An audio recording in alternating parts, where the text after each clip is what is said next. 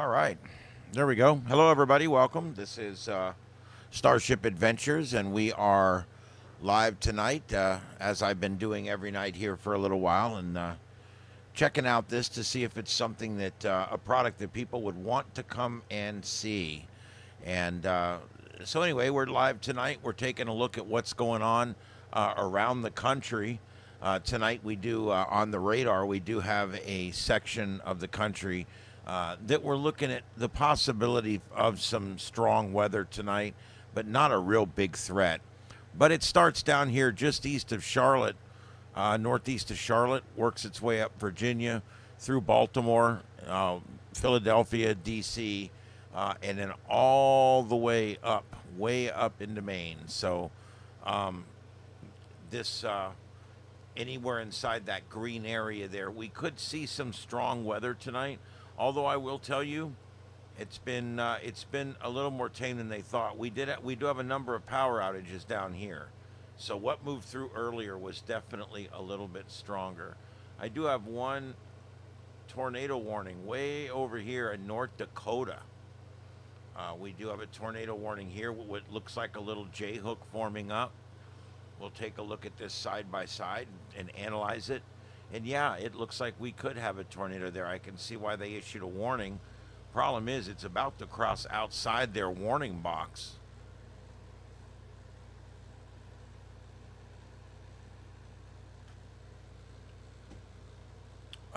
There we go. All right, welcome everybody. Let me go ahead and get my my chat room up so we can see everybody. I'm going to tell you guys about a few cool cams that are up that you guys can go check out. I'll wait till some more people get in here and then we'll go do that. This is Starship Adventures, and we do all kinds of different stuff here. If you've never watched one of our broadcasts before, basically what we do here is a little bit of this and a little bit of that. We're really into science and technology, and of course live coverage of events that are going on. Right now, what I have is a counter protest there on the one screen, and the only information I have is this is near LA. It's in LA, and it's a counter protest, and they're at Representative Eric Swalwell's town hall, and they're doing a counter protest. So we've seen a lot of protesting, but here finally now we do see the other side coming out. This is a counter protest, a protest of people that are on the right, I guess you would say. I hate the whole sides thing, but it is what it is, right? All right, and then you got a little sliver of Times Square up there. And then over on the right, you've got Tel Aviv, and you've got some different shots from around Israel. And we're watching there because the missile attacks usually ramp up towards the end of the night. And, of course, we are getting towards morning here in the next few hours there in Israel. So we're watching that and watching the storms around, and we're watching this counter-protest here in Los Angeles. Let me see if it says where it is. Let me see if I can... Let me see if I can get some more information here. It's purported to be live. It started only 20 minutes ago live, and it is at the MAGA counter protest at House Representative Eric Swalwell's town hall, and they're wanting to tell him to go home, it says. By Patriot, it says California Patriot live streams. Okay, so there we go. We actually see the other side of this a little bit. I've been showing almost 100% protests on the other side, so it is kind of nice to be able to show that, in fact, we are seeing a few protests here now on the other side.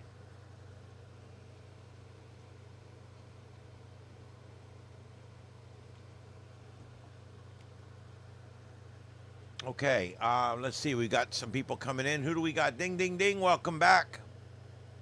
No, it's not. It's Mountain Dew. I don't drink. Sorry. I never took to it. Never really liked it. Hey, Simplex Radio. What's up? And ham radio operator here. Good rant on the other day on the radio, Karens. Do you like that? That I got that in their habitat because my host that I produce in my commercial radio job, he always likes to do that. He goes, "Oh, we're gonna see them in their original habitat as they would be normally." You know, he loves to do that, and so that's where the title came from. Radio Karens in their original habitat or whatever I put on there. But yeah, it was pretty good. I actually just the other day it happened again. The guy's like, we here in the ham radio don't talk about politics, religion, money. It's like, yeah, okay, kiss it, because guess what? I'll talk about whatever I want. All right, Paul, I do believe you. Yes, I do believe. There is an intelligence beyond humans. I don't know if it's extratemporal, if it's extraterrestrial, or extra dimensional. I don't know, but it's one of those three. It's definitely something or someone that is more technologically advanced than we are, which would explain extratemporal if they're from the future, extra dimensional if they're from another dimension where technology exists that's higher than ours, or extraterrestrial. They come from a planet that has more technology than us. Any of those three possibilities are just as likely at this point, considering the vastness of space. And so I like to keep my mind open. I don't call them ghosts, and I don't call them aliens. You know what I call them? They're all intelligences, and that's how I think about it. Okay, if I've got a reoccurring thing that's happening in my bedroom, and I think it might be a ghost, okay, that's a reoccurring scientific event to me, and I don't immediately assume it's my grandma trying to come back and tell me. I say, okay, there's a repeating scientific event going on here. Now what I need to do is I need to prove it by getting it to repeat itself multiple times and things like that. And that's immediately what I go to, because I'm not trying to figure out what it is at first. I'm trying to figure out a way to capture it, and a way to go back and be able to analyze it, and a way to be able to prove its existence by a repeatable phenomenon. And so that's why when I started my paranormal research group, the reason I ended it, we were doing a broadcast online, and we were so far ahead of our time, YouTube wasn't even letting us do it yet. We were on a thing called Justin TV and Streamlinks, I think it was, Streamlinks. And it was before YouTube. Back then, YouTube would only let us put up 5-minute videos. I used to put my promos on YouTube. And we did a paranormal show where we would bring you into the investigation and put multiple cameras up and all that. The reason I quit doing the paranormal research, I'm going to be totally honest with you, the video market was completely saturated with everybody and their mother doing it. And number two, when it came down to the scientific research, I had a hard time finding other people that wanted to come in and actually learn how to do scientific research. There's actually a way that you do scientific research, and to actually write papers and to actually document what they were seeing each time they saw it and be able to prove it. And what I realized eventually was, and it took me a long time to figure it out, I guess, but what I finally realized was these people weren't in it for the same thing I was. They're not in it for scientific analysis. They're not in it for, to write a paper that would help enlighten the human race on what we found when we were researching these intelligences. What they were really interested in, that kind of sucks, they just wanted to run around like Jason and Grant with a piece of equipment, look like Mr. Spock running around taking readings. And I even found a lot of the people that joined my group, they wouldn't even learn about the equipment. They would say, hey, this blinking thing's blinking again. And that's who I'm doing science with? It used to drive me nuts. Hey, Victor, what's up, buddy? Victor's my #1 fan. Yes, faulty wiring causes false positives in ghost hunting. Call the Ghostbusters. Ghostbusters, what do you want? We'll call them up. Justin TV is old school. Yes, it is. Ding, ding, ding. You know what we did? I was the first one to come up with this. I swear to God, people are going to think I'm lying. I had a screen that had a Justin TV that was a red border around it, and it had a chat room. And then across the bottom was a little blue screen and a green screen and a gold screen. And when you would pull up this web page, you would adjust your, hold down to control and use your rollerball to make the size of the screen to where it fit your screen. And then from there, you could chat. And the chat that I was using had a timestamp, and I would get that at the end of the night with all the timestamps. And what you would do is you would watch the little screens, and if you thought you saw something, you could click the full screen and bring it up to full screen. But you were watching cameras that were inside different rooms that we were investigating. And while these 3 investigations were going on down here, I was on the red screen hosting the show called Saturday Night Paranormal. And we would go on location about every other week. I had a buddy with a big garage, and we did studio shows at his house for several years. It was a lot of fun. It was a lot of fun. But I found out I could not actually get average folks to donate their time to actually do scientific research. It was just not something the average person's really interested in. Let's see here. Blinky things are going blinky blink. I watched a show a while back. It was a really good one, too. These guys were like investigating old gold mines and shit. And I'm like, this is really interesting.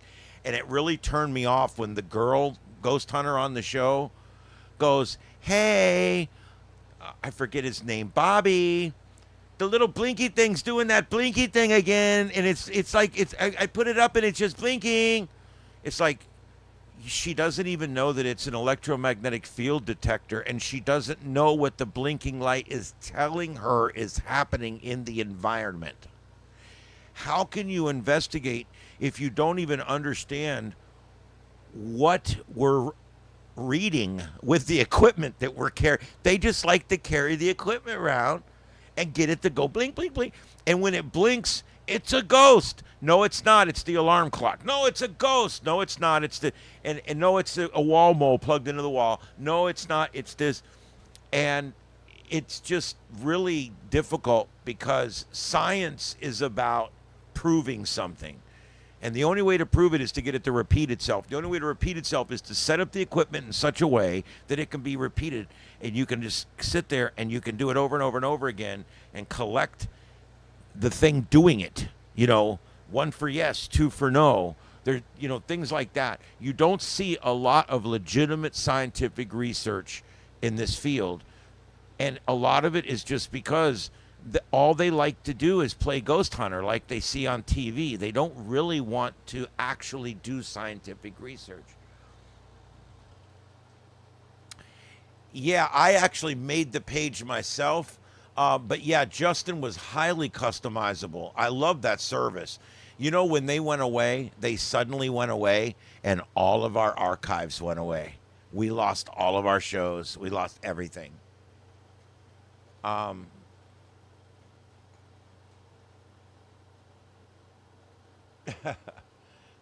Carl, what's up? Did I go out last night? See, I don't see. I haven't. My mic went down. I haven't seen a lot of protests. The only one I found that's live is a counter protest down here in the lower right corner, and then there's the 2 shots from the Middle East, from Israel, and then I got a shot up there at Times Square. There's not a lot going on. I will go back right now and take a quick peek while we're talking, and then we're gonna do a news roundup here in just a minute. Where I will mention the headlines of the day and what's going on. Yeah, I don't see anything. The spoofs are wide open right now. Everybody's got a live spoof going right now. Hey, Okay, here we go. Suspect in No King's protest shooting remains in jail. Increased wildlife danger. That's just a newscast. That's the one I got there. Um,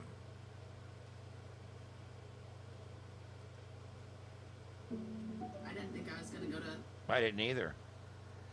Okay, so let's see what this one is anyway.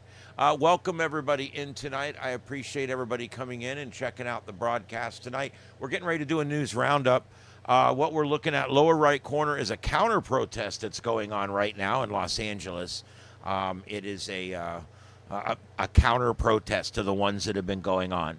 And then the two screens on the right, upper right, center right, those are shots all over Jerusalem and Israel. And the top one there is out of Tel Aviv.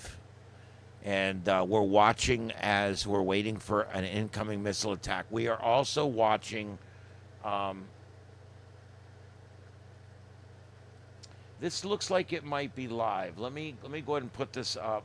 They look to be walking to a protest. This is going to be SoCal Shorts, and it says meeting original content LA, Los Angeles Dodgers live feed, Beach National Guard. I don't know.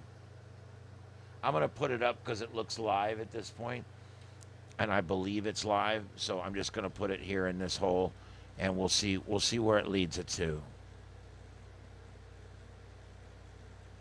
If I can get it to go. Go, baby, go. There it goes. There it goes. Lieutenant Dan, ice cream. Ice cream, Lieutenant Dan. Lieutenant Dan, ice cream. I don't know why I love that scene so much. It's so innocent. Lieutenant Dan, ice cream. Do you guys love that movie like I do? I'm a sci-fi guy, and most everything I watch on TV is science fiction. That's about all I watch. There's been a few exceptions over the years, like I grew up watching MASH, which we just lost Loretta Swit a couple weeks ago. Grew up watching MASH, love MASH, but for the most part, it's all science fiction. That's mostly what I watch is science fiction, and that's what I don't know. It's just what I prefer to watch.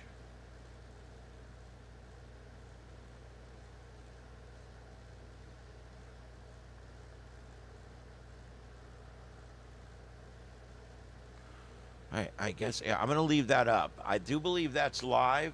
I believe that it's going to be near Dodger Stadium, and this is SoCal Shorts. He might be walking to the game. I don't know. This may or may not be a protest. Whatever. This guy, SoCal Shorts, has actually been one of the live feeds I've taken. He's actually been doing real content. And so I'll go ahead and leave him up for a few minutes. Anyway, as the rain continues to come down here in Fort Myers, Florida, where we have had our typical afternoon thunderstorms, they exploded over our I-75 corridor here, and now they've blown offshore. And now we're getting the secondary storms forming up now. And our meteorologists there at the TV station were calling for it to rain past 10 o'clock tonight into the night. So this happens. There's a lot of energy in the atmosphere down here. Now, what you're watching on the screen right there, we had a tornado warning. This cell right here was tornado warned. This is in North Dakota, believe it or not.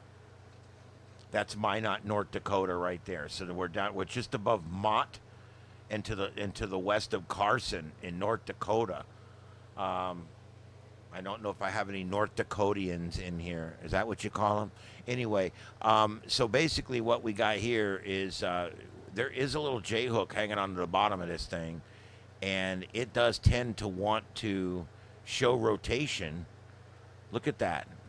I mean, there is a J-hook and rotation there. So I can see why the National Weather Service is kind of going back and forth on this one with a tornado warning. It's not going to be anything significant or long track, but it could put down a quick tornado as it passes off south of Bismarck. All right, so that's the one we're watching there. take it back out of split screen. Let's see. We've got a lot of warnings all over the place. We've got warnings down here in North Carolina that we're looking at just southeast of Raleigh, including the Raleigh metro and Clayton. We've got some strong storms coming through there. So, look at that coming through pretty hard. So, yeah, it looks like Raleigh, you've already had the bad stuff. And places east of Raleigh, you're going to be getting it. And there's signs that there's some pretty strong winds in here. But I don't know. Let's see if there's any signs of rotation in any of this mess. Let's see here. No, I don't really see it. There's going to be some good straight lines, but I don't see any rotation in that mess. What else do we have?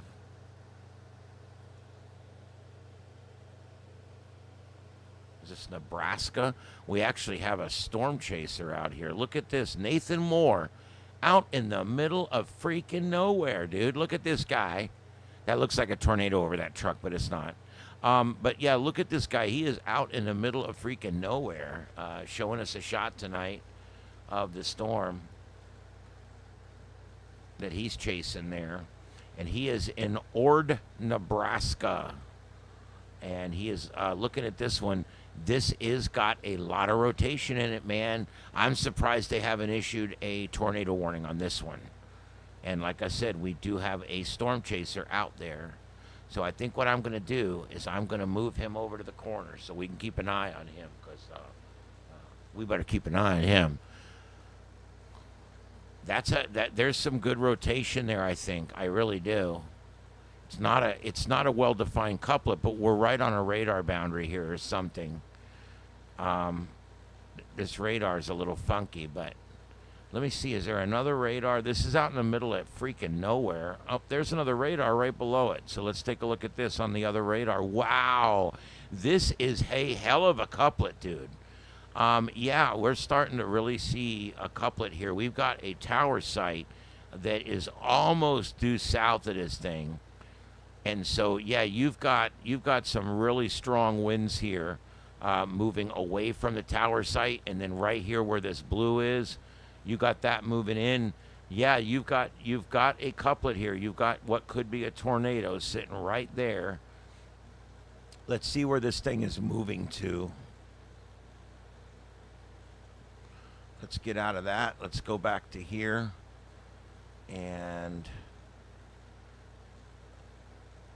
let's go back to high res, and let's put it in motion and see which way it's moving. Looks like it's moving off to the east with a little bit of a drift to the south.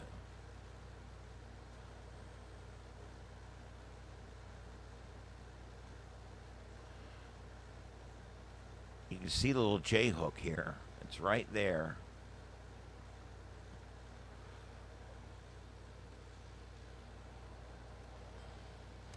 All right, so there we go. As you can see there, Erickson in 21 minutes, Belfast 31, Spalding in 45. This is a fairly sparsely populated area of our country. That's the good thing here. But there is a number of people out ahead of this thing still, even though it's a relatively unpopulated area. We are getting some great shots in right now. Look at this. That is a lowering, but it's not. It's not a tornado. Okay, I know that. But man, that you can see the out boundary there, the supercell. It's one hell of a supercell there. All right, I'm going to read the chat real quick while you're watching that. Yes, it is Juneteenth. I'd recognize that. It is definitely Juneteenth today. Federal offices and stock markets were closed. The Don Pardo voiceover. It's the lifestyles of the rich and famous. Let's see here. I don't think that was what Pardo read, but I don't care. I just did something. It is so hot outside. That's the thing here. When it gets hot, that's when we get the big storms. Look at that storm. Wow. That's a hell of a supercell right there. That's a hell of a shot he's sending us.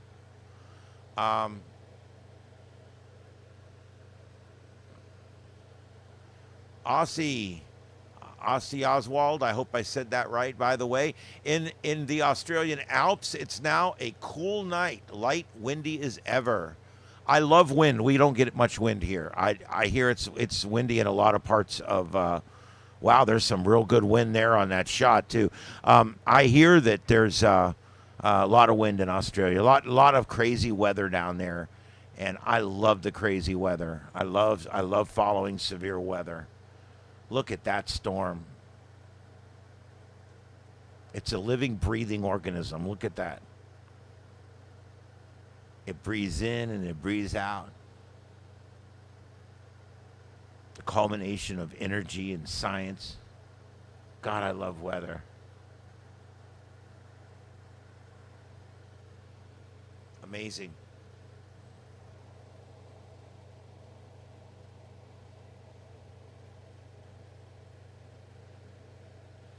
Yeah, I would love to see the Australian Alps. I would love to see Australia for that matter. I don't know if my ass can sit in a plane that long, but I would love to see Australia.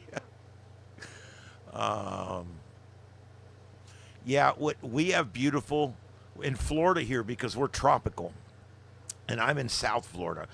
We have really hot summers here. So hot that we have a lot of people that just don't spend the summers here. And our summers last a full 6 months. So, I mean, it's really hot. The good news is the other 6 months out of the year, we have some of the best. We have like California weather here. It's like perfect all the time in the winter. We have a few cool nights, a few moderate nights, but for the most part, the humidity's nice, the temperatures are nice. So 6 months out of the year, we have some of the better weather in the country. And then 6 months out of the year, it is a sweat box down here, and the humidity's very high.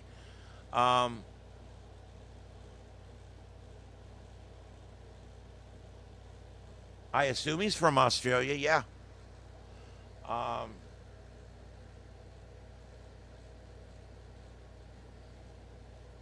Australia. Yeah, I get it. Let's see here.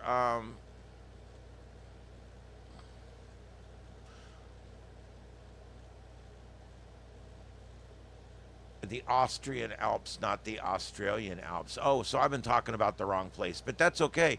I'll admit that I am not the best on world geography, okay? But I can point out at least 100 countries on a map and probably about 47 of the states. So I'll have to slide on that. Austria, thank you very much. So Eastern Europe, I believe, yes. All right, that's my bad. I feel like an idiot, but whatever. When you're in broadcasting, you just feel like an idiot and you move on. All right, so let's go back here. That is a hell of a shot of that storm. I'm going to leave that up there on the corner down here. I'm going to put it right over here so that we can keep an eye on that guy. There we go. All right, thank you very. My viewership went down by 15 because I didn't know what I was talking about. People are very unforgiving. Yes, Austria's in Europe. Thank you. It's too much money. Yeah, there you go.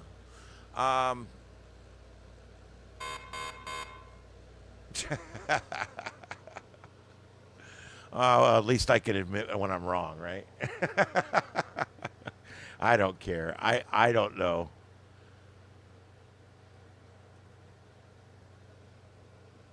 I don't know what. Let me put this on. This is that camera here again. It's back on, so I'm going to put it back on. It said 2 weeks of ICE protests, Dodger Stadium. Now, does that mean it looks like he's going to a Dodger game, but now he's walking away from traffic, so I don't know what's going on. I'm just going to leave this on for a few minutes. He only started about 30 minutes ago. He's got a bunch of viewers on here, so I don't know what's going on. We'll give him a thumbs up, and we'll sit here and we'll monitor that. As a YouTube content provider, I'm big about always giving the thumbs up to everybody and giving them a subscribe.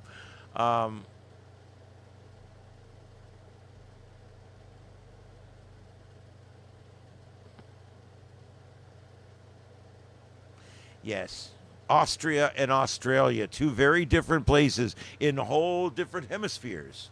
Yes.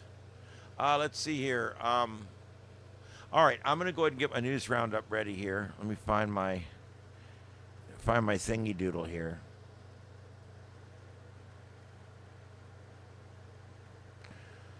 Whew. All right, so what's going on in the world? All right, here we go. You know, on AI, I've been using ChatGPT religiously. I've been like a ChatGPT freak, right?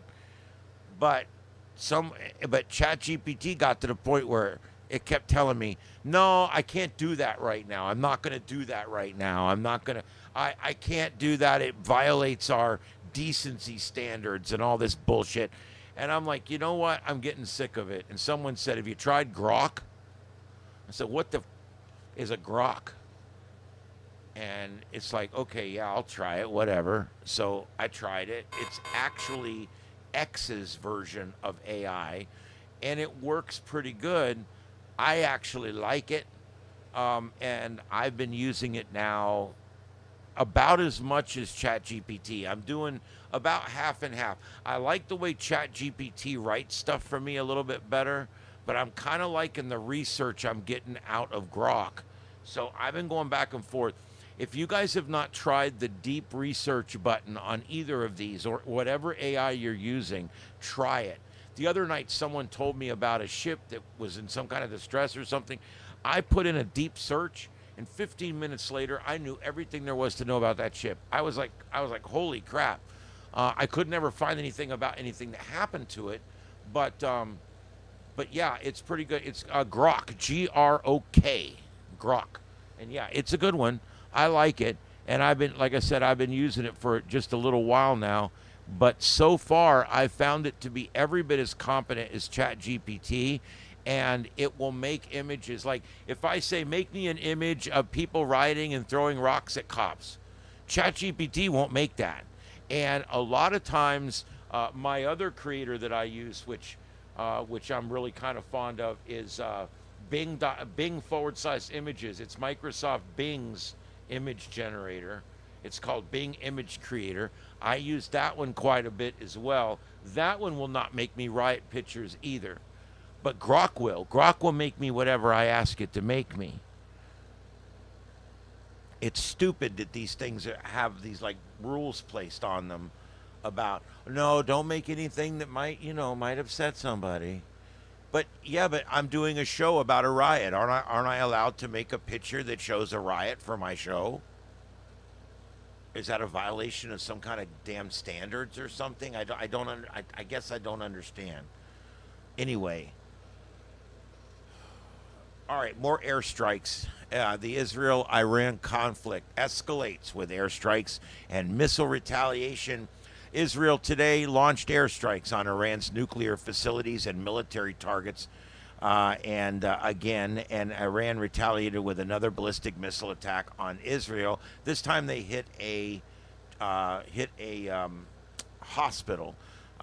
It's interesting to note here that Israel targets only military targets, and it seems that Iran is targeting mostly soft civilian targets, and that's very unfortunate. Another massive missile strike on Kyiv. This was yesterday.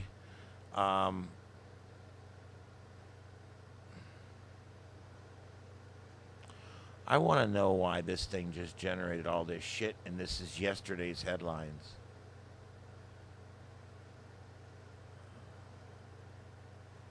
Let me put this back in again, because I am not going to sit here and go through this if it's half of its if it's yesterday's headlines from today with 4 facts. Okay, I just put a prompt in. Only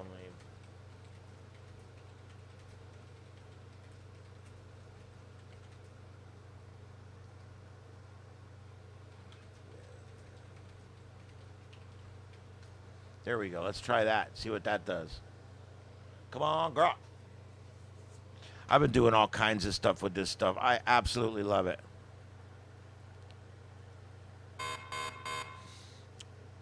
Okay, that is another severe thunderstorm warning. Let me go. Let's check this out real quick. Oh, look at that. Oh my God, that can't be what I think it is. What the fuck is that? No.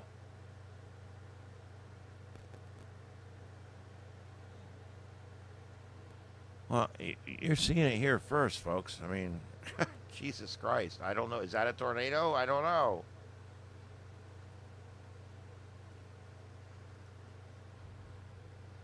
I don't think it is. It doesn't really look like it. But man, it's suspicious as hell. This looks like a lowering of clouds. It does not look like a tornado, but there's a lot of rotation up there. You can see the rotation in the clouds. It's everything moving in different directions.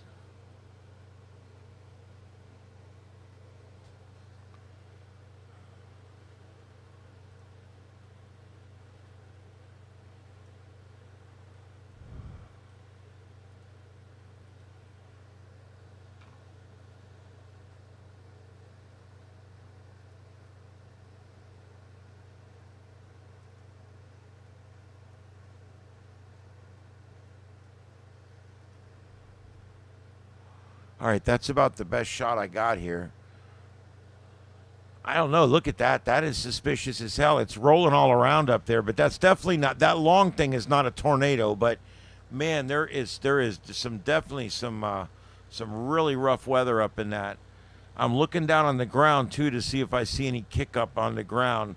A lot of times you won't see the actual funnel. See this right here? I don't know if you guys, I guess you guys can't see my mouse. No. Okay. Just to the left of center there, that little cloud sticking down. There's a lot of rotation right there. Wow.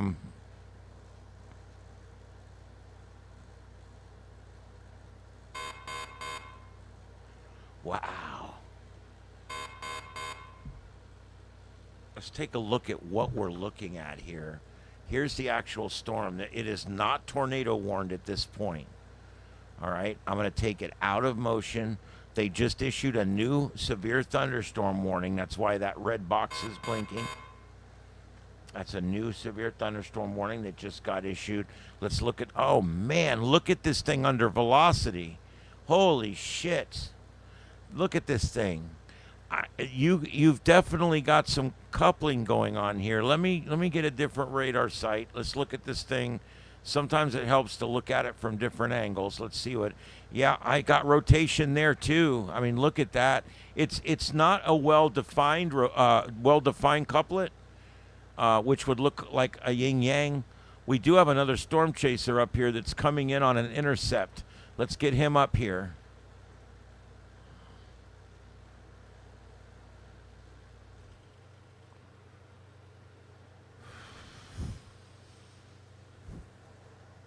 There we go. So that lower storm chaser there, you can see the sunset going on. We're going to probably have some really beautiful shots coming up here. Big storms and sunsets go well together.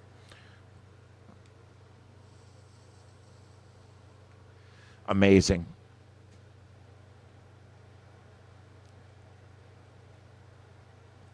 Okay, he's watching that spot, and he's thinking that might be where we're twisting up there.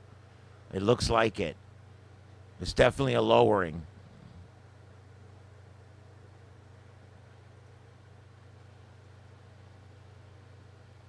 There it is. I mean, it's trying to form right there. We've got a lowering. We've got clouds moving in different directions at a rapid rate. There's where it's trying to form. He sees it.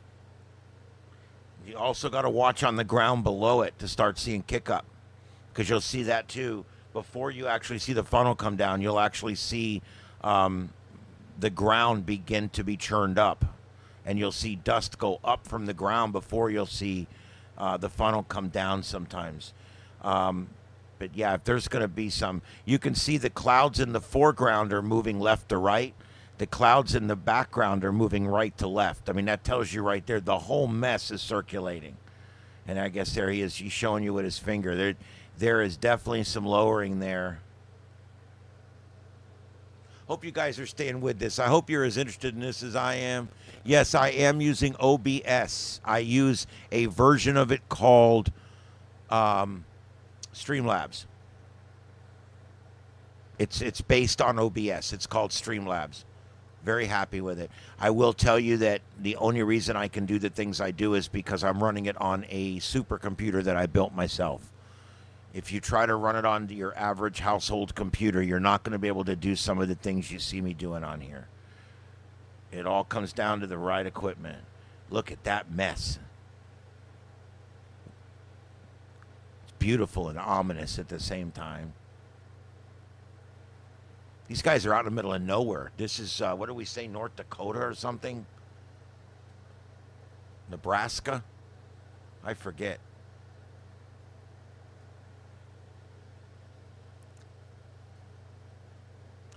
Yeah, they're neat visuals. Let's see.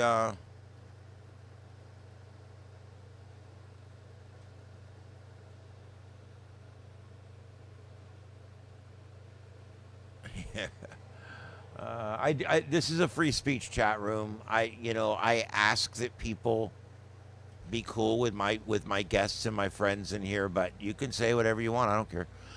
Nebraska, thank you, ding, ding, ding. And listen, you guys that are coming in every night, I've already got one email in there. I'm keeping those, and I'm going to be assigning some moderators. I'm not going to do a lot of moderating, but I would like to have a few moderators in there. There's very few things that I take out of my chat room, but there is a few things I will, and it's only because of things that are in a threatening nature or certain things. I really don't believe in policing speech at all. Man, I'm just going to stay with this for a minute, guys. Look at that. The whole thing is rotating.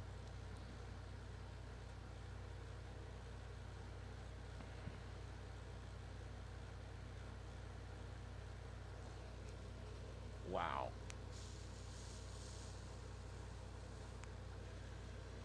Yeah, Carl. I've checked. The only thing going on out there right now is a counter protest. At least the only thing I can find video on is a counter protest. It looks like a pro-Trump type of thing going on. That's all I could find out there.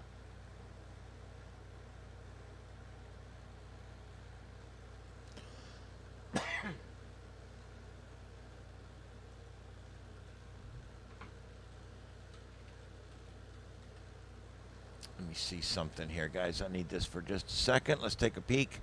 I want to look at this thing. Look at this thing. Why are they not issuing a tornado warning on this thing?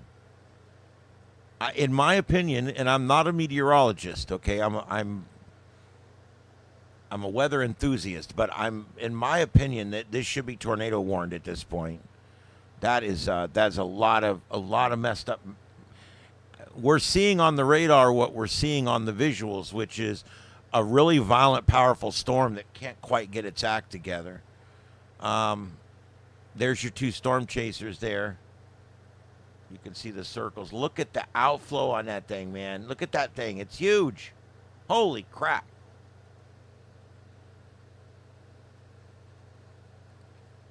Yeah, there's not a lot of folks out there, but I am going to go ahead and check real quick to see what county we're in here.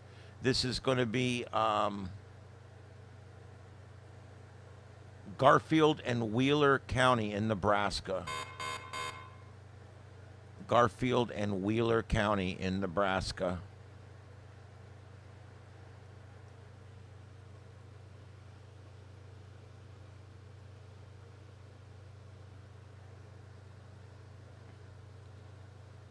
All right, let me get this set up. Just give me a second here, guys.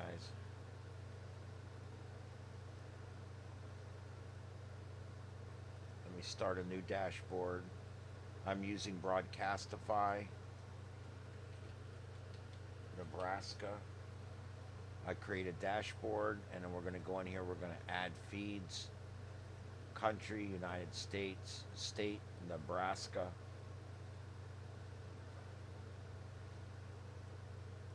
And then county, Garfield. No feeds. Son of a bitch. This is the problem out in the middle of nowhere is there's no feeds. We can try Wheeler County. Wheeler, no feeds. So there is no scanner feeds out here that we can go to. So a lot of times things are going on in the world and I want to do coverage, but I can't find any video and I can't find any audio. So going live would be a little ridiculous.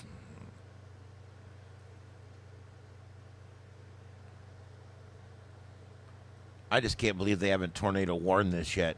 It's a little crazy to me that they haven't done that.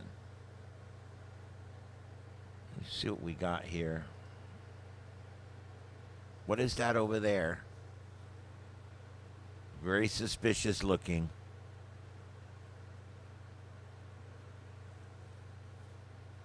That could be a gust, like a gust front, like it's coming through, and that's the gust of wind you're seeing, the head of the storm. It also could be something on the ground over there that's kicking things up. The storm is almost on him.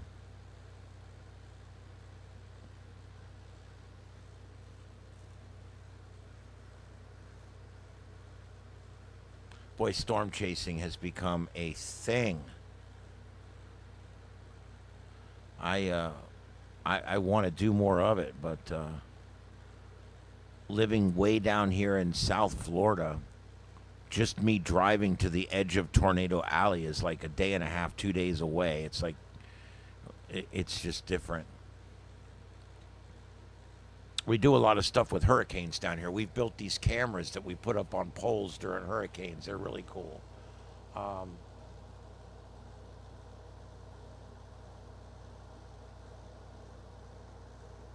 Well, out in this area, out in areas in Tornado Alley, generally people that live away from city centers have their own sheltering. They'll have their own bomb shelter. As a matter of fact, there's actually bomb shelter companies that's what they do out in these areas. Now down here in Florida, we don't have underground bomb shelters because people would drown in them. Our water table is just below the surface, so we don't have anything underground. You got to be careful in Florida, or the bodies will float up, because the water table is so high in Florida. So down here, but we also don't get the big tornadoes here. And the hurricanes, you have plenty of warning. So we don't need bomb shelters. The reason they need the personal bomb shelters is 3 minutes of warning, you still have time to go get in your shelter. And so that's why it's so important for people that live out in the areas like that. Now, if you're in a city center, you have 3 or 4 minutes, you can run 2 blocks away to the city shelter.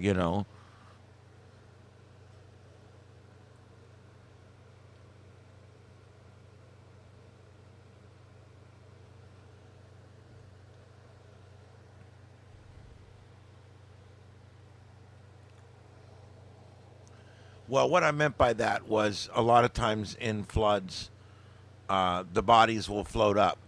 Well, in Florida, we already prepare for that. Down here, bodies have to be buried in vaults. They all have to be in vaults. There's been places like big flooded areas where there's big, huge floods, and what will end up happening is everything will float up. Propane tanks, caskets. And it all floats up to the surface. Let's check on everything here.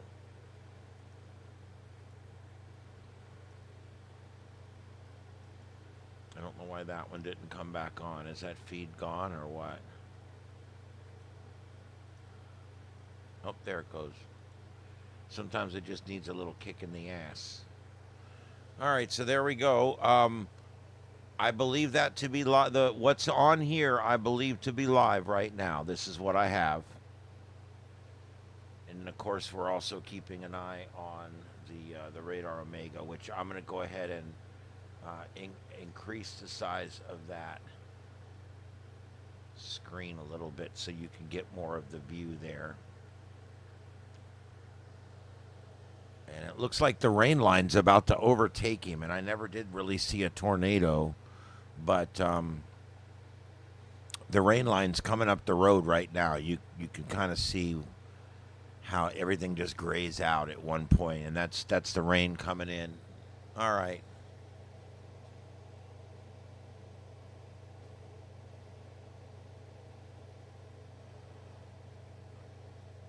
Yeah, bring in the tomato plants. Look at that outflow and that storm. Look at that. That is crazy. What a beautiful storm. Like I said, as the sun starts to go down, these storms start to become really beautiful. We'll keep those up there as we're watching that storm there. And let's go back up here and see, do we have any? Well, oh, I do have a live cam here.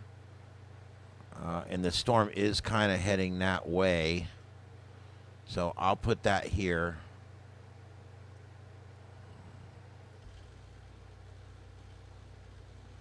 Yeah, as we go. Let's put it right here. There we go. And then we'll put that one. And then this camera that I just found, this one is actually next in line. It's coming through that town next. That's this circle up here in Norfolk. So there you go. That's kind of that's very remote. Up here is where they're expecting the trouble tonight. Let's see, we've got a radar, 3 radar sites down. This one's up. What do we got here?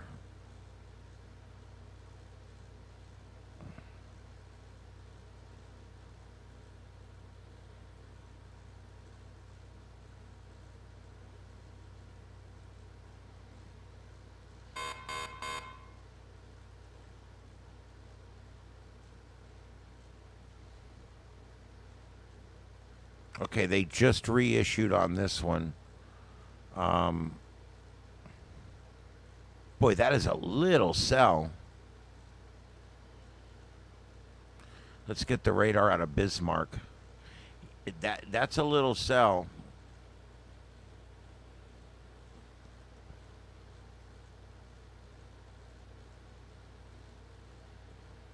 And there is some rotation in the bottom of it for sure. Definitely seeing some rotation in the bottom of it. Again, though, they're not issuing the tornado warning. It's inside that brown circle. That's an elevated risk for severe weather.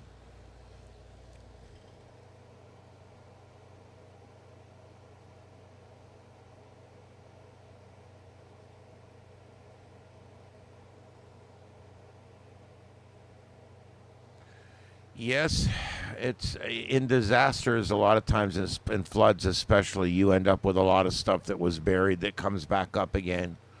All right, we've got another pretty bad storm here. We've got a nearby tower site. We don't have any storm chasers on this one. Just moving across. That's our one area that we're watching. The other area that we're watching is over here, and they've taken that circle down. So the severe weather threat has pretty much gone offshore now.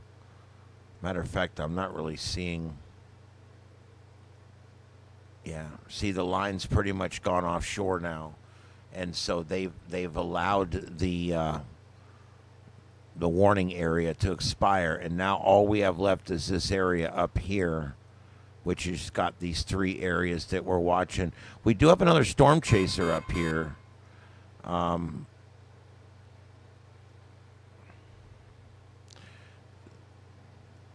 That's he's in Brandon, Minnesota. That's Storm Runner Media, and he is up here near Fargus Falls, and that's Whelpton. But he's out ahead of that one, so we'll keep an eye on him too. I think that's all we have for storm chasers. We've got these 2 down here. We've got him up here. I can't believe how much ground these guys cover. I mean, these guys were chasing the storms in Texas 3 nights ago. And then they were over in Kentucky last night, and now they're up in Bismarck, North Dakota, or somewhere. I mean, it's like, I can't. I don't know. I'm a little amazed at the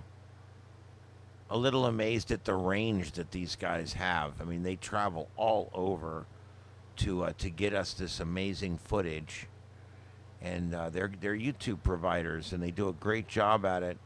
You can see over on the right side, that's all the same storm, and even on that bottom stationary cam, you can see that storm coming. You can see how on the horizon, you can see it coming. Some amazing shots coming in from our storm chasers right now. So there you go. All right, so while we're watching that, let's go back to this.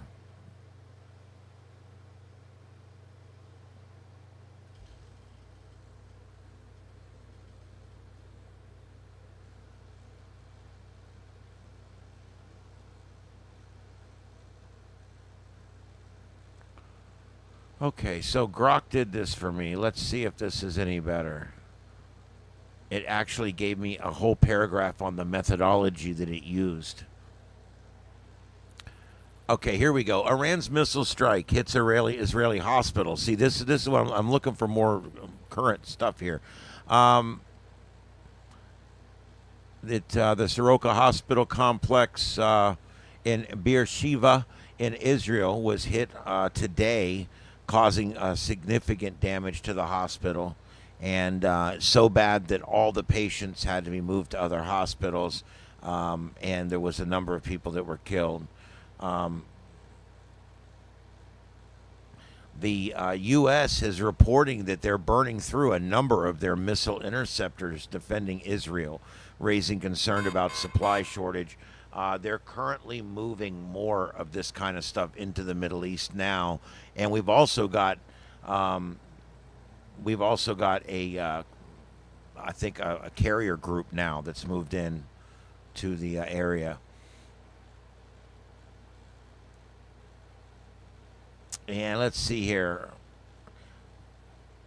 Believe it or not, a Category 4 hurricane hit Mexico today. I know this is crazy. Oh, you're kidding me. No, it did. It was at 4, and now it's a 3. The storm caused widespread power outages and flooding, displacing thousands in coastal communities. That's Hurricane Eric. And it was in Oaxaca, Mexico, and it struck there pretty hard. Mexico's National Hurricane Center warned of life-threatening storm surges and heavy rainfall through the weekend. Emergency response teams have been deployed, but local infrastructure damage is hampering the relief efforts. There's a lot of bridges and things that are going to have to be replaced as they go. On June 19th, Ukraine and Russia conducted a prisoner of war exchange, freeing dozens of captives on either side. The swap was mediated by a neutral third party, marking a rare diplomatic breakthrough amidst ongoing conflicts. Let's see here. Exchange followed Russia's recent escalation, including the deadly missile strike on Kyiv earlier this week. The U.S. restarts student visa process with social media checks. They're working on this right now. The way we've been bringing in, we have had such an influx over the last 20 years of foreign students that right now, if you want to send your son or daughter to a university or a college here in this country, good luck. Good luck. Because the tests have been weighted so that certain ethnic groups, certain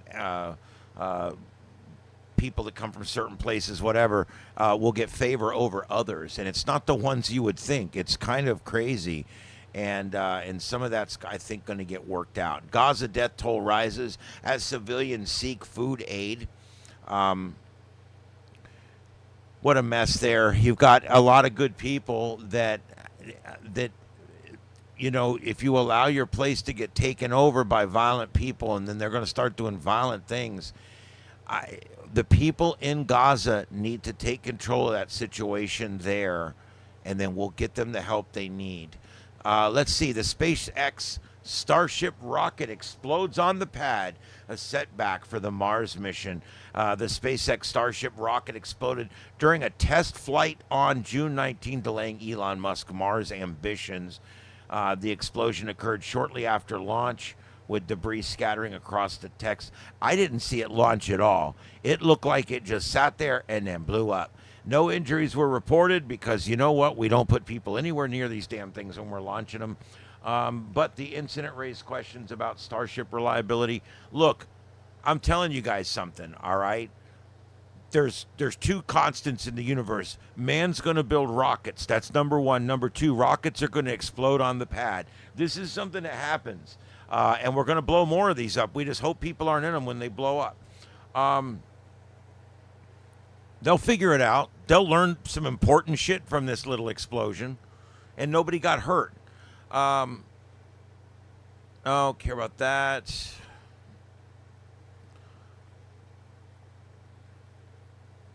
Oh.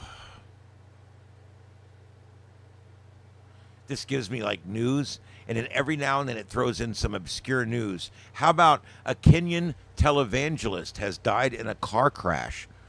A controversial Kenyan televangelist known for claiming to cure infertility died in a car crash today. The crash occurred on highway near Nairobi, where no other vehicles were involved. The televangelist's death sparked mixed reactions, with followers mourning and critics happy. Let's see. The fraudulent claims of his life have been brought to the surface. Kenyan authorities are investigating the crash, with early reports suggesting possible mechanical failure of the car. Yeah, okay. Keep digging. British police apologize for U.S. employee's fatal crash. I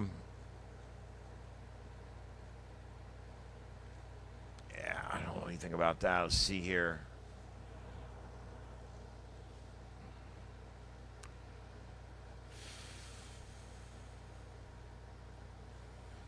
Okay, ICE raids apparently intensified in Los Angeles today, despite a presence of military. Immigration enforcement raids escalated in Los Angeles. Protests continued, with community groups reporting detention in overcrowded facilities. They keep saying stuff like that, but it's like, okay, they're being processed. They're being moved to this facility, that facility. I don't know what's going on with all that. Look, there's nothing pleasant about the process. It is what it is. I don't want anybody to get hurt. Depending on what side you're on, you can take whatever side you want. But the bottom line is, it is what it is. California's push to limit military involvement in raids faces a federal court hearing. California is going to run into trouble because they're mandated under a certain thing to enforce federal law in certain ways, and they're in real gray areas right now. And I want to see how all this works out. It's important for a country like ours to work these problems out and make sure that we're doing it the way that the majority of us want it done. Whether that's the way you want it done or not, I don't know, but it needs to be done the way it needs to be done, properly. USDA issues recall for Home Chef market side meals. Home Chef and market side ready to eat meals. If you get certain Home Chef or market side ready to eat meals, you need to check the news, get the information, and make sure that yours have not been recalled. FAA races to train air traffic controllers. There is a hell of a shortage of air traffic controllers. It is a job that takes a very, very special individual. And if you are not, most people wash out of it. It takes a very long time, years, to actually be cut loose on your own, controlling planes. Yes, I use Streamlabs, which is a version of OBS. But yes, Streamlabs. And yes, I have become very good with it. I love this program. Have you been to the Philippines? No.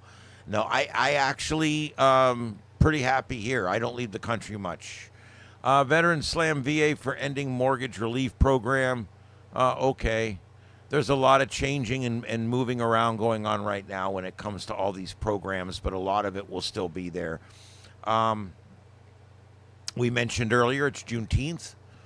So we'll just mention that out there that highlighting black culture. Juneteenth events across the U.S. On June 19th featured barbecues, all kinds of neat stuff going on all over to celebrate Juneteenth. Let's see. Alabama town reckons with past via arts program. Yeah, that sounds just enthralling. Um, Steel buyouts, these tariffs. I know a lot of people don't like these tariffs just because they don't know anything about them, and whatever side you're on, you've been told what to think. But I got to tell you something. Um, we've got factory lights coming on in this country. We've got things being moved back here. We got steel that's going to get used here instead of shipped overseas. I'm I'm interested to see what happens because I was leery too. I'm always leery about big changes. They kind of scare you a little bit. I want to see what happens with this one. I'm interested to see if this trend continues. Um, Heat wave across the South U.S. A heat wave gripped the South U.S. on today, with temperatures exceeding 100 degrees Fahrenheit in multiple states today. Health officials recommend submerging feet and arms in cold water to lower body temperature. The heat wave strained power grids, with rolling blackouts have been reported across Texas. Experts link the extreme weather to climate change, of course. Oh my God. You know what? Let me tell you something. Is climate change real? Yes. Is it man made? Who knows? But is it real? Yes, because the climate changes all the time. The climate's been changing for a million years. You know, they thought that there was going to be ice ages. We were told in the early 80s that we should start storing certain things, and people need to start moving south because everything north of the Mason-Dixon line would be a frozen block by 2000. And then they realized they were wrong, that the earth went through a cooling cycle for 50 or 60 years, and then in the late 70s we started in a warming cycle. We've been going on a warming cycle for a while now, and we will eventually turn around and start going back into a cooling cycle again. Some people believe that's already started. We're seeing ice forming instead of melting now in certain places. Some people have thought that we've peaked out on the warming trend and we're going to begin to cool again. It's all cyclical. There's so many cycles running on this planet, and they all run. One's a 10-year cycle, one's a 50-year cycle, one's a 19-hour cycle, one's a 63 million year cycle, and all these cycles all come together on today, and that's what we end up with. And so climate is something that changes very gradually, but it is definitely changing. The reason the name global warming was changed to climate change was because that's something that could easily be proven. Okay, climate change is changing. It's changing all the time. Now, whether man's causing it or not, I don't know. I don't know. And neither do they. We should be looking at it. We should be studying it for sure.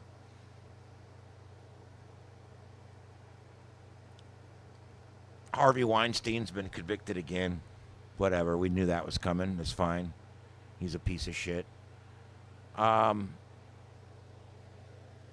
don't care about that. All right, that's good enough. All right, that's about it. You know, there's just wasn't that big of a deal today. Today was the news cycle over the last 2 days has kind of fallen off a little bit, with the exception of Israel, Iran. The news cycle's kind of calmed over the last couple of days. We had a pretty busy cycle coming into Monday, and then it's kind of fallen off just a little bit. All right, let me check the chat.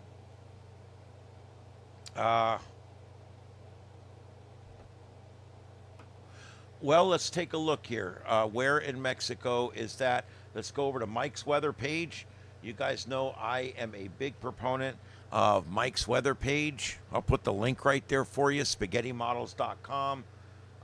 And that's the way to go right there. Let me look and see if I can find something on this Pacific storm that's out there. I thought he put that up here somewhere.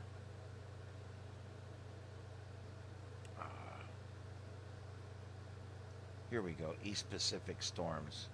Storm Eric. Yeah, see, it hit a while ago. It's down to a tropical depression now.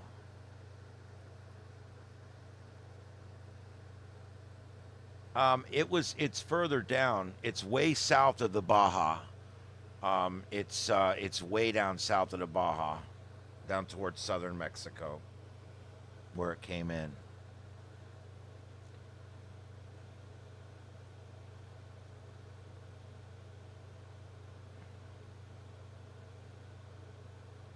All right. So anyway, that's that. Yeah, I don't know a lot about that one. I haven't been really following it. We mentioned it on the show earlier. Yes, Kenya. I believe that's in Africa. Yep. God's work. Um, I hate California. I try not to hate. I'll tell you what. I think of all the states, California has several things going for it. It's probably the most beautiful state overall. If you just take the overall, it's going to either be Alaska or California. Those are the two most beautiful states, and then probably Hawaii in that list too. And then Florida's down there somewhere. Florida's not near as pretty as California or Alaska. I'm going to say it outright. I don't care. California is just a beautiful place. It's an amazing place. I'm just not much on the whole way they do things out there. You know, the overspending and the I don't know. I'm not as much. It's not as much the politics that I worry about. It's how responsible are you with my money? That's what I care about. Why is there no more protesting? I don't know. Other than what normally happens is in any protest, there's a ramp up, there's a peak, and then normally there's a generally a rapid fall off, and that's where we're at right now. The peak was obviously last Saturday. They had the No Kings rally, the ICE rallies. You're gonna laugh. They had the anti-Scientology rally on Saturday, protests, and they had the no war protests going on in D.C. on Saturday. So we had 4 different protests going on Saturday. And when they interviewed people about what they were protesting for, what they were finding was people in the protest, 4, 5, 6 people in a row, and they were all protesting for something completely different. One protested for LGBTQ rights. One's protesting because they hate Donald Trump and they want him dead. One's protesting because they want the ICE raids to stop immediately. One's protesting because they don't like to have a dictatorship. I mean, and it's like, wow. So there was a lot of but that being said, after Saturday, it died out pretty quick. Sunday, Portland, there was some issues in Portland on Sunday, and that was pretty much it. It's pretty much died out, and I don't expect to see all that much more.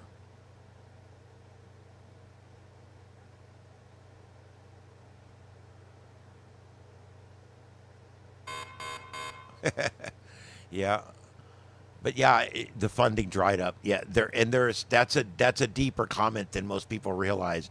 A lot of protests are funded and planned and things by groups and nonprofits, and there's a lot more to protesting than you think. And then I talked about this a little bit last night, and I actually got some comments on it. When you protest, there is different types of protesters. There's peaceful protesters. Most people that you see are peaceful protesters. They're good people. They believe they're right, and they've taken the time to go exercise their First Amendment. 100% for it. You also have people within that group, though, that will move to violence because they get frustrated. They're in the protest. They're mad. They're frustrated. And when they see one guy run up and start tearing something down, they'll run up and start tearing something down too in the moment. That is your agitated protester, and you do get a lot of agitated protesters. Then you have your third element, okay? The third element is the media. I don't know if you noticed, in most of these protests, for every 3 protesters, there was one person from the media. Media presence in these protesters generally outnumbers the cops. it's kind of amazing when you look at how much media there is. In fact, one of the big ploys is there's video of a guy. He's got a camera and a yellow vest that says media on it. And they watch him go around the corner. You can see him on the camera. He goes around the corner. He takes the vest off and the camera, and he shoves it down in a bag, and he pulls out spray paint. He starts spray painting. So he uses the media disguise to get in and out of the area where he wants to do his thing, which is spray painting. And so you've got that portion of it is you got media. You got a big portion of it media. A big portion of the people there are law enforcement related. They're related to some city, county, or state function. Then you've got the final group of people there. Okay, so I've just told you you've got 4 different groups of people there. There's actually the 5th group. Those are your anarchists. Okay, anarchists will show up and they'll hang around. You'll see them because they're marching with everybody else, but they'll be dressed all in black. They'll have masks all over their face, and they'll generally have bags that are easy to conceal around. They'll have a black bag that blends in with their jacket or whatever, so you don't really see it. When you see these guys, they're walking around, they're loaded for bear, and they're just waiting for the opportunity. The opportunity is the peaceful protesters and the agitated protesters begin to, in some way, overwhelm the cops. They're pushing ahead. The cops are trying to push them back. Maybe there's a few tear gas set off. That's when the anarchist says, okay, now I can smash the window out of the Dollar General store. And then he smashes the window and yells, come on, let's go, and gets the agitators to go with him. You see what I'm saying? These anarchists don't give a shit about what you're protesting for. They don't care about the ICE raids. They don't care about good Hispanic families getting split up.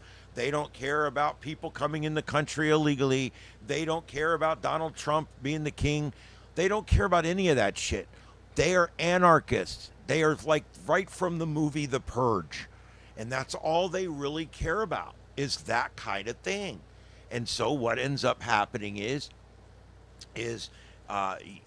if enough agitators and protesters get to the point where there's unrest and there's smoke grenades and there's things going on, there's choppers flying overhead, the moment they feel safe enough to act and get away with it, because these anarchists are pussies, they're wimps. That's the biggest thing about these guys. They don't want to get caught. They probably have a regular job on Monday. They're wimps, okay? So they're going to stand there all night long waiting for it to happen. And it never did. Other than that one night they burned the 5 autonomous cars. They burned one car the day before on Saturday. They burned the autonomous cars on Sunday. And then another week, they weren't burning cars. It was mostly peaceful protests. Why? Because the anarchists finally gave up. They came back out this last weekend. The anarchists showed up again. They came out again. And there was never really the numbers they needed to feel safe. And so nothing really happened. It all just kind of fizzled out. And that's what you have to understand. The dynamic of these raids, the dynamic of these riots, this unrest and in some cases pockets of rioting, what it was different is the number of people. The George Floyd riots, there was 100,000 people flooding the streets. It got to the point where there was whole blocks and whole areas where the police were not there. They were completely gone. And the protesters had taken over whole blocks. And then the looting began. And then they started burning down the Target stores and burning down the Ma and Pa liquor stores. And it just got really bad really fast. And that was because there was so many peaceful protesters and so many agitated protesters that they provided the cover necessary to the rioters, which are the actual anarchists, to go and do that. And then once the anarchists break the windows, the agitators then feel empowered. It's like packs of dogs, packs of wolves, and they feel empowered and they'll follow them in. And this is how it works. It's kind of a screwed up thing, really, if you think about it. Because the peaceful protesters that just want the ICE raids to stop, or they just want the police to treat people better, or whatever they're rioting for, they're good people. They're peaceful people, and for the most part, they may or may not be confused about what they want, but they're peaceful people, generally speaking. But yet they still will be part of what causes what happens later. And that's why I always tell people, show up for the protest and then leave. Leave an hour before dark. Don't ever stay at a protest till it gets dark. And the moment that the cops start announcing that they're shutting down, that this has been ruled an unlawful protest, you should be walking to your car. Now I am a constitutional purist, okay? I'm an absolute constitutional purist. But I also believe that when the cops have said, hey, people are getting hurt, it's an unruly thing, businesses are being looted, we have to fire tear gas at you, we have to do these things to get you to move back. So we're going to give you warnings over the loudspeaker. If you heed those warnings, you won't get hit by a rubber bullet, you won't get shot.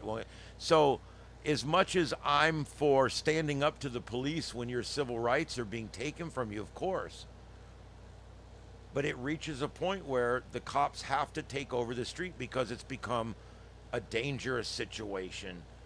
And if you decide to stay for that, then you get whatever happens. I hate to say it. All right, we're seeing dawn in Tel Aviv, and it's dawn in Jerusalem. We're seeing that in the upper right there. And we still got our 4 storm chasers up, 3 storm chasers and a static cam. And we're watching that storm coming across up there. And I did just go through the news headlines. It's 10:21 on the East Coast, 7:21 on the West Coast, and I'm checking to see. This is something I haven't done in a while. Let me see if I can. Give me just a second here, guys, to set up another screen. There we go. Let me set. Just give me 1 second. I'm going to set up a screen over here. I'm just going to do a display capture on this display. I'm just going to put a little window here so I can show you guys stuff over on this other screen. And what we're going to do first is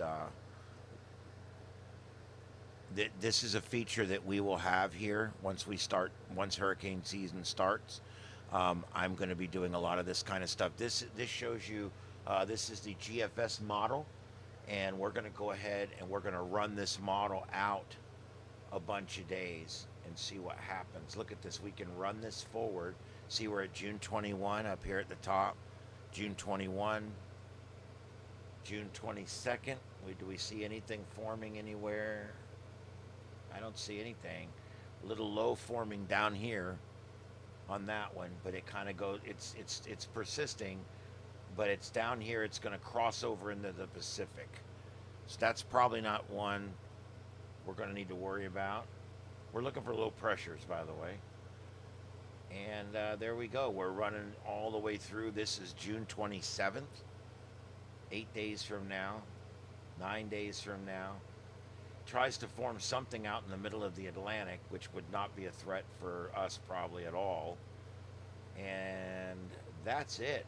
We're coming up here to the end of the run. There's July 1st. And that model really doesn't see anything going forward. So we'll go back to Mike's weather page. This is Mike's weather page for you guys that are not familiar with it. Up here in the upper left corner, you got Euro. There's our Euro. And take a look at our Euro model here. The Euro was the best model up till last year. They changed some things on it, and last year it went to sucking big time. And right now it just sucks wind all over town. But hopefully we'll see. Maybe they got it right this time. Let's look. But let's see if it shows anything. I'm going forward through time. June 23rd, June 24th, June 25th, nothing forms. So we're looking to have a fairly slow start to hurricane season. That's basically the bottom line here. I'm gonna go. We'll run the CMC here real quick, and see if it doesn't go out quite as far, but let's just see where it goes. There's June 23rd, June 24th, June 25th. It tries to form that little low pressure system down on the top of South America there, but it doesn't ever do anything with it. When we get into hurricane season, this is the kind of analysis I'll be doing. I'll be going through all the models, and we'll be going through all the different things. We'll be looking at sea surface temperatures. Sea surface temperatures are a big one. We can look at the temperature anomalies. This is an important graphic because what we're basically looking at here is it going to let me move it over to the right? I don't think so. But you can see here around Florida, you can see the red up there. This is the anomaly. What this means is white is normal, blue is below normal, and red is above normal. So you can see over here, well, you can't see it on the side because I don't have it stretched out enough. Let me see if I can just, hold on just a second. Let me just stretch this damn thing. Nope, that's as far as it will go. But you see the little color scale on the side over there? Anything up into the light orange, that is 1 degree above. Anything up here in the dark orange, that's 2 degrees above. And then when you get up here to the darker colors, that's 5 degrees above. So anything you see that's red is above normal. You can see that the eastern Gulf of America is above normal, and you can see that the western Atlantic above the convergence zone there is all above normal. So we are looking at an above normal temperature anomaly. Also, another important spot right down here near Cuba. This time of year, formation a lot of times will happen down around Jamaica in the Caribbean, and these will move north when they form. So we look down here, the temperature anomaly in the Caribbean is a degree or so above normal as well. So we are looking at above normal sea surface temperatures for sure.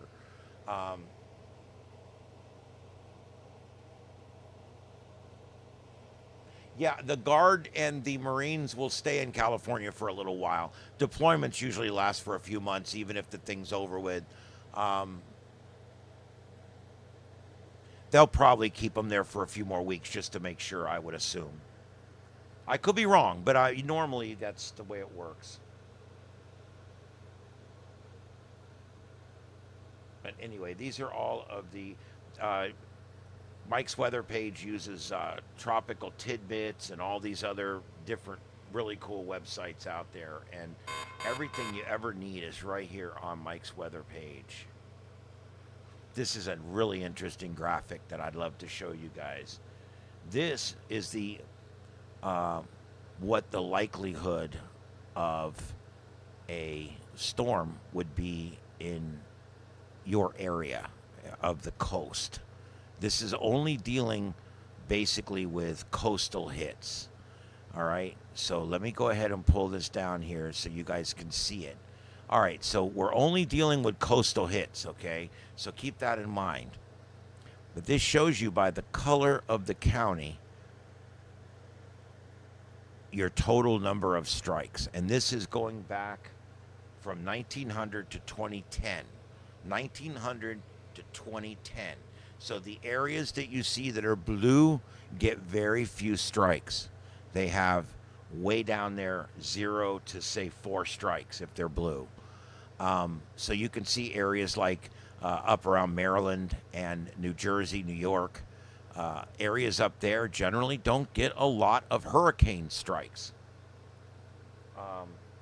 Remember, this is not tropical storms. This is hurricane strikes. You come down into North Carolina, it sticks out, so it is going to get hit. The Outer Banks there get hit quite a bit, and so they're up more in the 17 to 20 range even maybe a little higher there, 20 to 25, I think, for that one county. Then you come down to South Carolina, not that bad. You know, they don't get hit a lot by hurricanes there just because of the way it is. Most counties in South Carolina are down in the 7 to say 15 range. And then you've got Georgia. Look at Georgia. Of all the states that are either on the Gulf of Mexico or Atlanta, Georgia has one of the lowest likelihoods of getting hit by a storm. Look at that. It's amazing the way it works. And it's because of the way that the shape, and also storms that approach from that angle generally curve and turn out right about the time they get to the coast. So a lot of times South Carolina, North Carolina ends up taking the landfall. So I like to show this because a lot of people don't realize when you get in North Florida, Jacksonville gets very few hurricanes. The county that Jacksonville's in, was it Duval or whatever? They've only gotten 3 to 4 total strikes in 110 years. The county just south of that with St. Augustine, 3 to 4 strikes in 110 years. Isn't that crazy? Then you get down to the Space Coast, it goes up 7 to 9. And then you get down, gets up towards 15, 20. It gets really high once you get down south of the Space Coast. You get down along the Gold Coast, down towards Miami. You can see Miami and Palm Beach counties both in the 17 to 19 range. And you can see there the red down at the bottom, the highest amount for a county. That red county that you see down there also includes the Keys. That's why it's red. The Keys have gotten the most storms of anybody. They've gotten 26 to 32 direct hurricane strikes in Monroe County in the Keys in 110 years. The counties just north of that,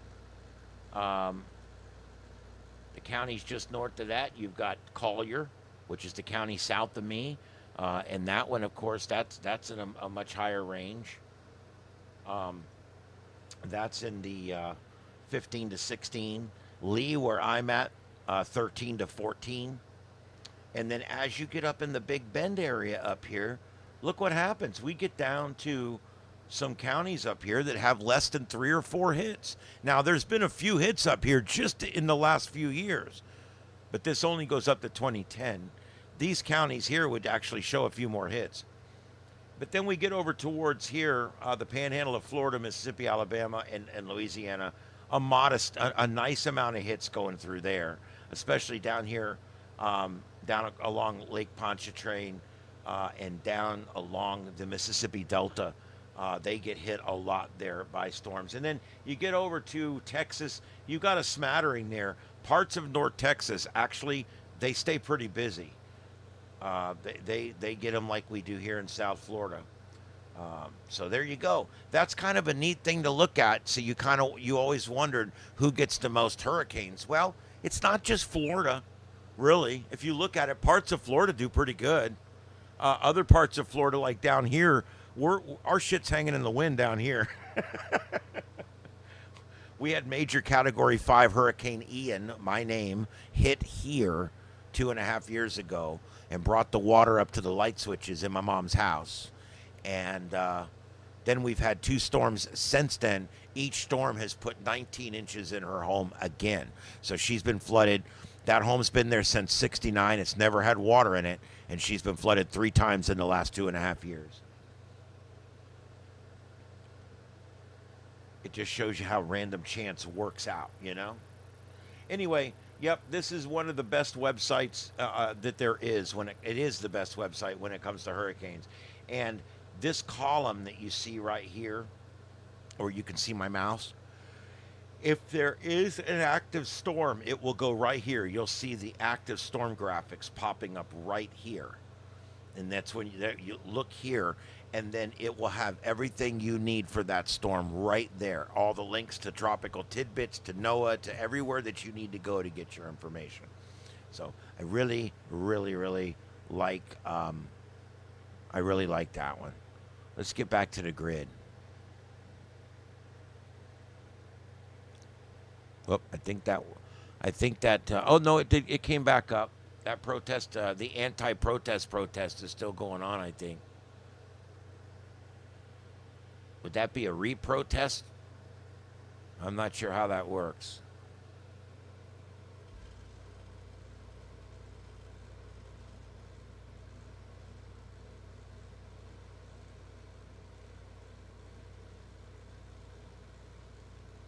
Guys, if you're looking for help with logos and stuff, I'm thinking about starting my workshops back up. I used to do workshops where I would actually we would broadcast it on YouTube so people could watch it, but I would actually invite people into Zooms and help them work on different projects. You can see some of that on my channel. This channel's been around for 5 years. It takes a long time to get anywhere on YouTube, and I've worked my ass off for those 17,000 subs that you see up over here. That's it's taken a while, but I'd be glad to help. I love helping other up and coming channels. I'm currently helping. My wife has a channel, and she's been doing really good. She's got a frog cam over there with big, huge frogs, like a wildlife camera. That's her link. And I like to help people get their radios, get their, because you know what? It's not easy. My grandchild's doing a channel, and I'm helping him. That's his channel there. He's just getting started, doing pretty good, starting to work out. My good friend Joseph, Scuffed Radio, has a channel.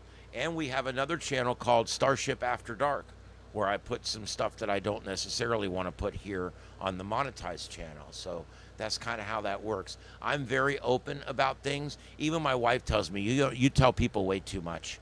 You should not tell people all that. And she's probably right. But I like to help people. I don't care that you know that I use OBS or Streamlabs.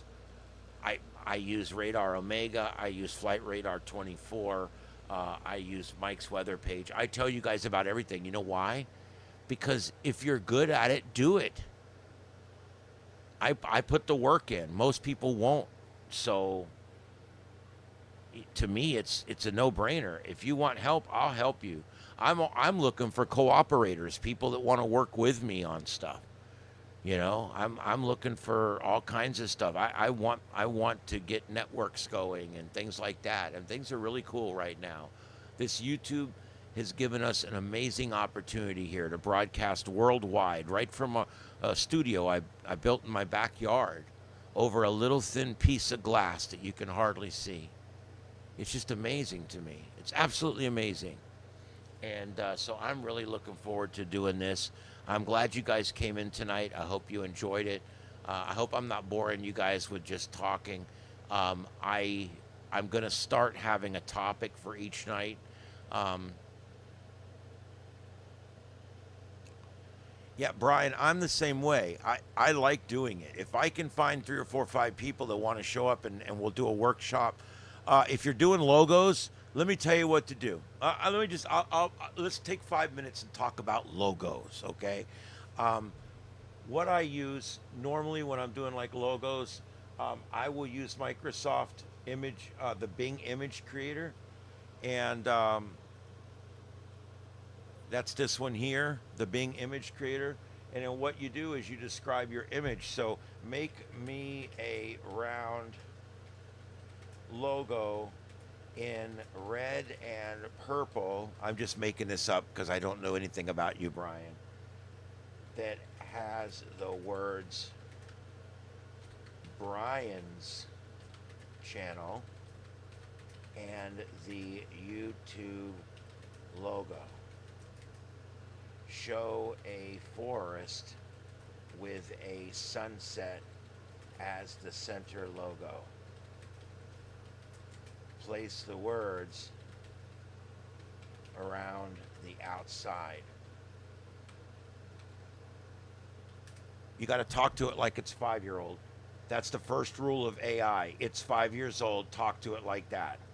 And then you just hit create. You start there, and you just have to basically, work over time until you figure out what prompt is going to work for you in whatever the situation is.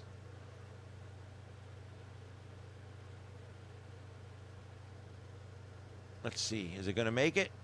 It'll do it.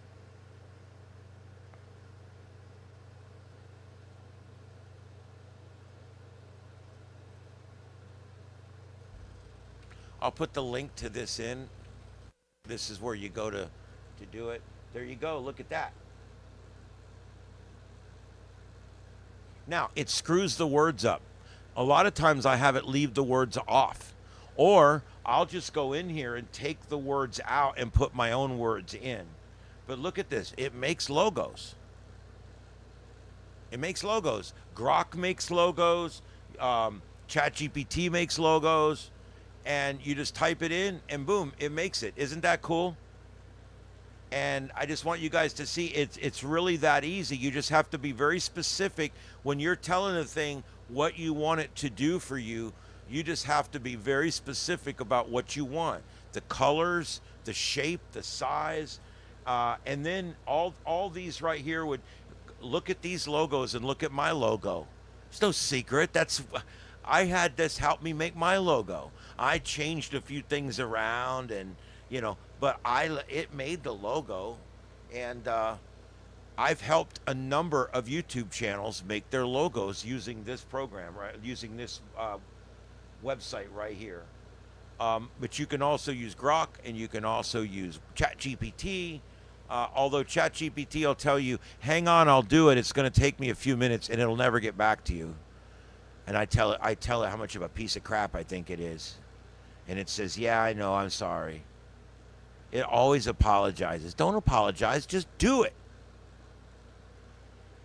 Listen, and then after a while, I look at myself in the mirror and I'm like, you just argued with AI for 35 minutes, you idiot. You idiot. You got nowhere.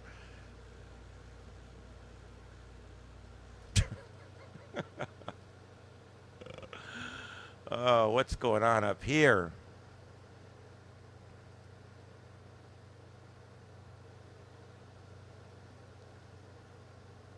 Another storm chaser showed up.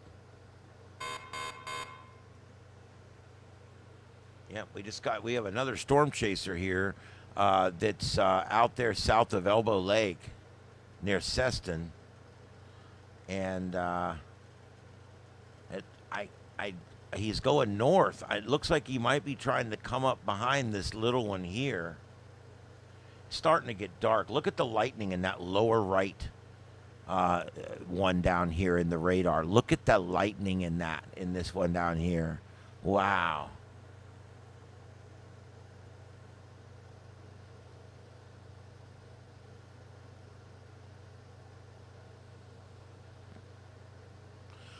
Very cool. Put that in motion. And yeah, so anytime you want, like, if you're having a hard time coming up with a name for your channel, I was working on a name for this broadcast just the other day. I think I'm going to call this The Sights and Sounds of Earth. It's just a weird name. It's quirky, and it works with Starship Adventures.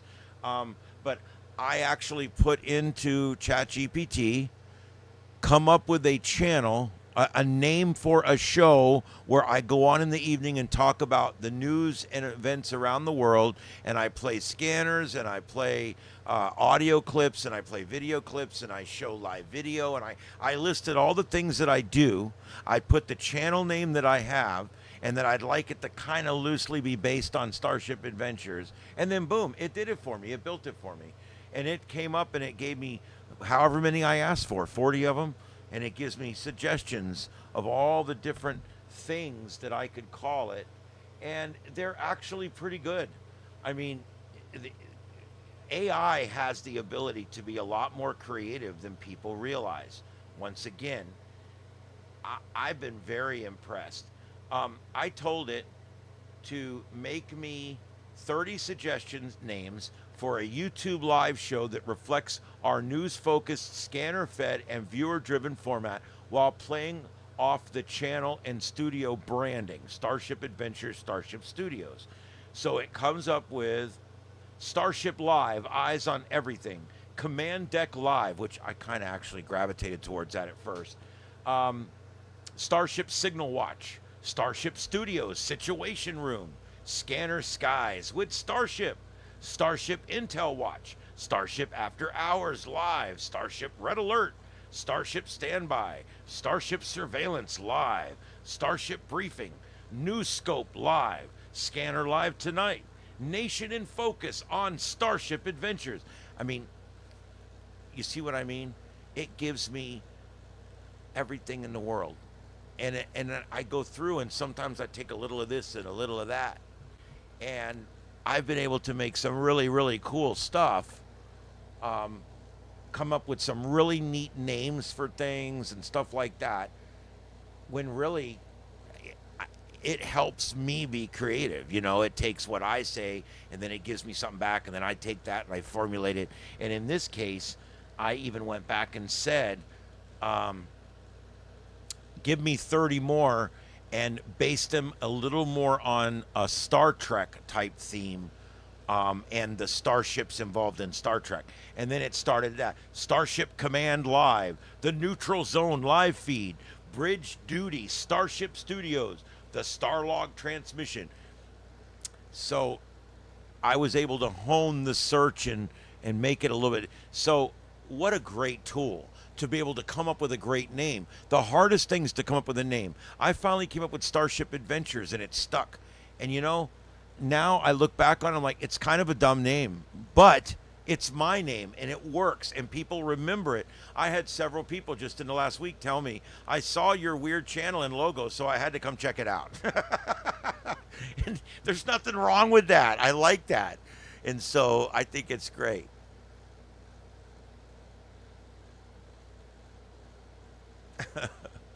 I don't get into the astrological signs that much. I am a moon child, but I don't get into the astronomical stuff all that much. Aquarius journalism. I like the word Aquarius. It's kind of old and kind of new. It's kind of like the past and the future, because back in the 60s and 70s, a lot of stuff was called that. But yet it's like a space term. I don't know. I kind of like it. It has like a neat ring to it.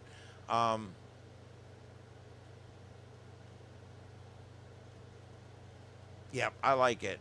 And being in astrology and all that, it you know, it could be cool.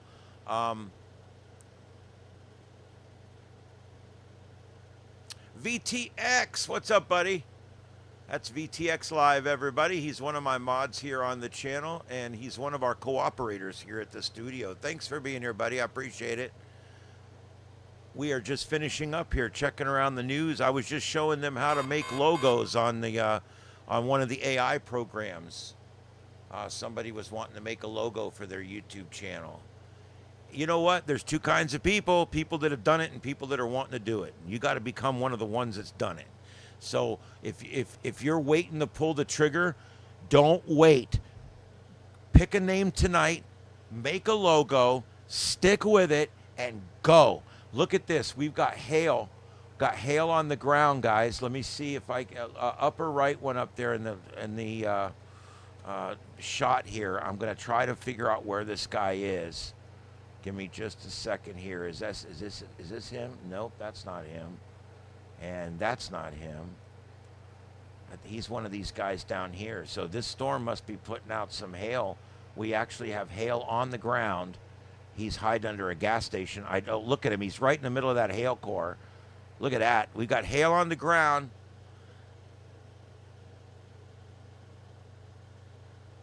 It's small enough it shouldn't do damage to vehicles, hopefully. Look at that.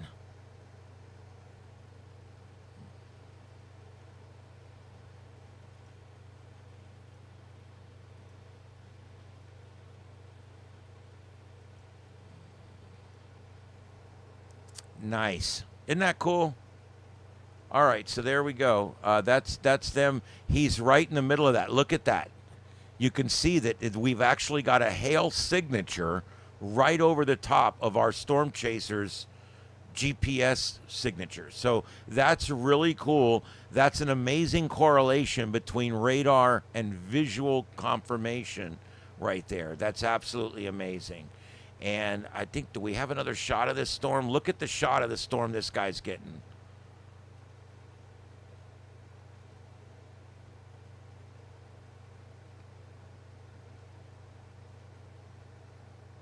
And that's Storm Chaser Aiden O'Brien there with Project Weather Eye. Project Weather Eye. And the guy that's in the hail that I just showed you, that's Nathan Moore. Nathan Moore, Storm Chaser IRL. And I do like to give these guys shout outs when we get their camera on here.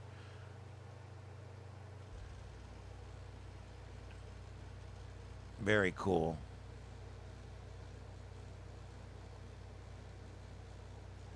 All right, guys.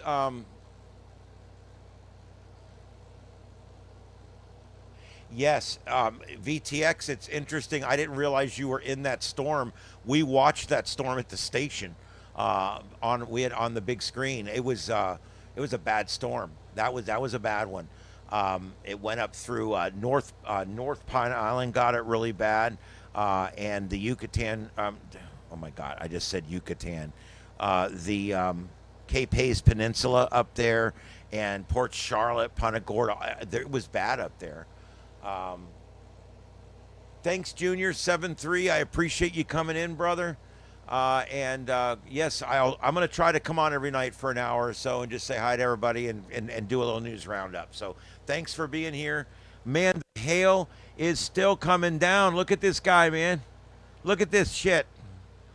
See the leaves? The leaves are coming down because the hail is ripping the leaves out of the trees. Yo. Nice.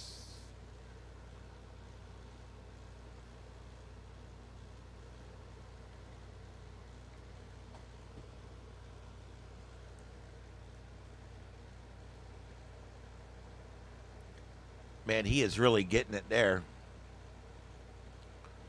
His car is getting spared some of it because he's under that canopy, but it's coming in on a pretty good angle. I only have had hail accumulate once that I've seen in my life, and I was at the firehouse where I worked, and it hit so hard, and it hailed so hard for so long. We were sliding around and playing around in it out in front of the station. There was probably 3 inches of hail on the tarmac out in front of the station. I couldn't believe it. I was like, oh my God, literally crunching around in 3 inches of hail. The cars going down the road, they're literally like, coming out from under the tires. You could see like a wake of ice coming out from under the tires. It was crazy. I was like, in South Florida, to have that much ice on the ground at one time was a phenomenon you didn't see very often. And the next day, all of our plants and trees were all tore the hell up from all the force of all that coming down. That's quite a bit of ice there. You can see it starting to form around the gutter there. And it's still coming down. You can see it bouncing. Hail's so awesome. Water, as it comes down from way high up in the atmosphere, will pass through thermal layers where it freezes. And if the layer below it's not warm enough, it'll still be frozen when it hits the ground. And that's why we see it normally around tornadic thunderstorms, because of the height of the storm, the lift and height of the storm. He's getting some pretty intense wind gusts here also as this comes through. He ended up right in the middle of this one. He did this on purpose. He's already blown his windshield out, so he don't care. You can see the big crack there. These guys, man, these guys have credit cards at Safelite.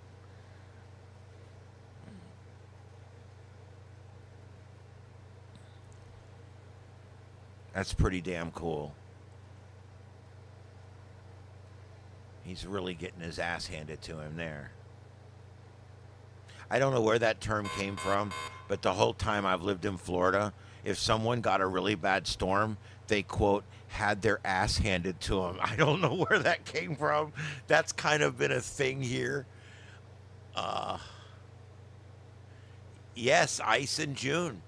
Hail is a phenomenon that will fall in South Florida in June if the conditions are right. It has nothing to do with the actual air temperature at the ground level. It has to do with how high the water is lifted up into the atmosphere.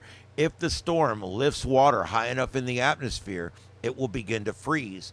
And then as it comes back down and it's really cold, it picks up more and more water coming down and freezes and becomes bigger and bigger and bigger. And that's why you can actually get hail all the way up to tennis ball size, has been reported. And it destroys cars when it happens. It destroys metal roofs. It damages all kinds of roofs when it finally happens. But it's very rare to get it that big. Most hailstorms are like what you see here. That's pea-size hail with the occasional dime-size hail. That's what we're seeing right here. This hail generally, other than light vegetation, this hail's not that destructive so far. But yeah, like I said, we had one down here. It was in the spring. I think it was in April or May, and we had enough ice that we were sloshing around and crunching around in it.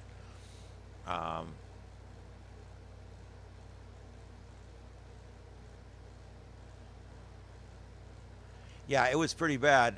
That one went around the studio here. It literally went around the studio. We did not get a bad storm here today. We got a bunch of rain, but not a bad storm. And then that storm went around us and ended up in Port Charlotte.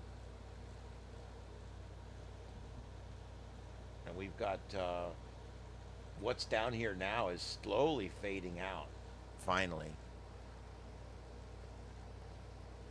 Yeah, hail generally doesn't last long enough to freeze the crops or cause frost damage or anything like that, but it causes physical damage when it comes down. It destroys light vegetation, especially like vegetables.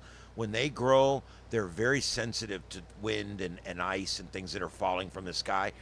And I'm telling you what, you can literally have a crop wiped out and completely destroyed by a hailstorm, and it has nothing to do with the cold. It has to do with the physicality of the falling ice that falls down and literally rips the plants apart as it falls down. It's pretty cool though.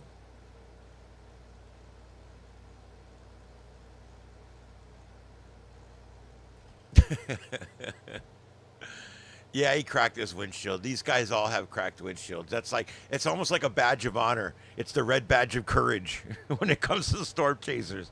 So what happened? Well, my windshield's broke. It's literally the badge of honor. All right, this is what it looks like.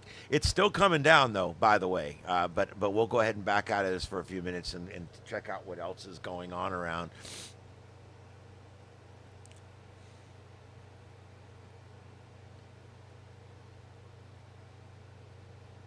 We've still got these stragglers back here. Oh, we've got a tornado warning. Oh, this is going to be in Canada. We've got a tornado warning in Canada. So they come up differently. Well, that's a pretty strong storm for up there. Yeah, they've issued, the Canadian Weather Service has issued a tornado warning for this one here. Just west of Atuna.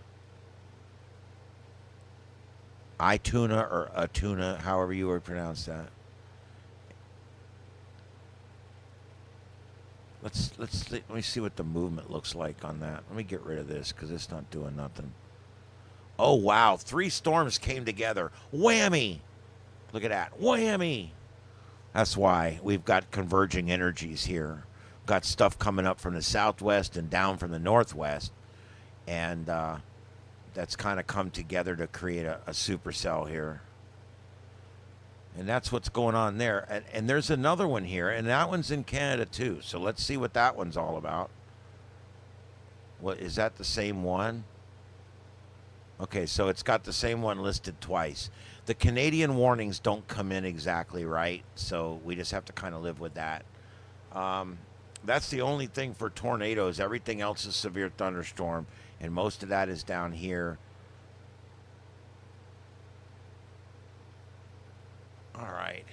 All right, guys. Let's just do one last check around. I'm going to be going off here. I've been on for a couple hours now.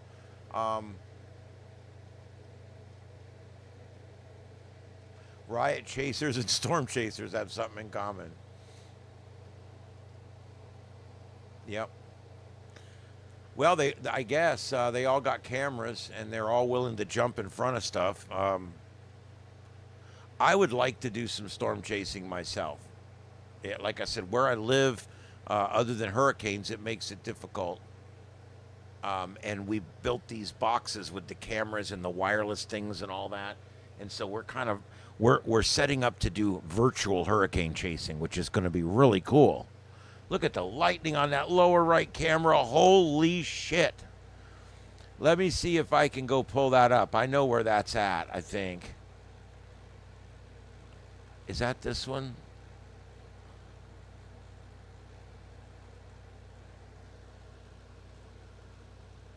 Holy shit.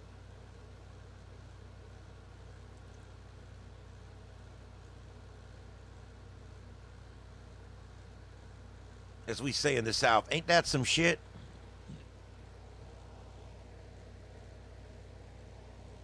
Yeah, well, Wesley, I'm a thrill seeker. I love storm chasing.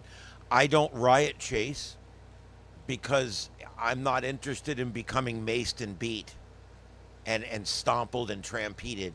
But I will go chase a tornado all day because the truth is the tornado's not out to get me. I just have to be careful. There's nothing wrong with thrill seeking as long as it's done properly and no one gets hurt. And here's the thing. If one person's willing to go thrill seeking and bring a camera with him and take the time to have a live stream set up and a way to stream and everything else, if someone's willing to go through all that to bring you along with them on the journey so that you can experience what he's experiencing or she's experiencing on that storm, I think that's important.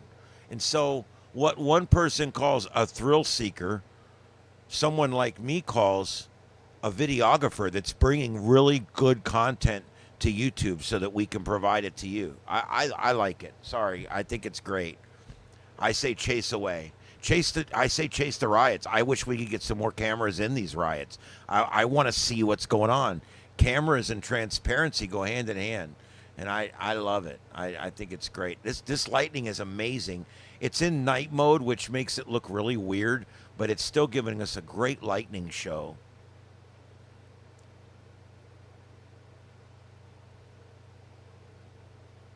That's what VTX saw in Punta Gorda yesterday.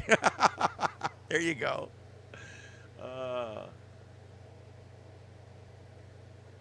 Yeah. Yeah, there's nothing, it is what it is.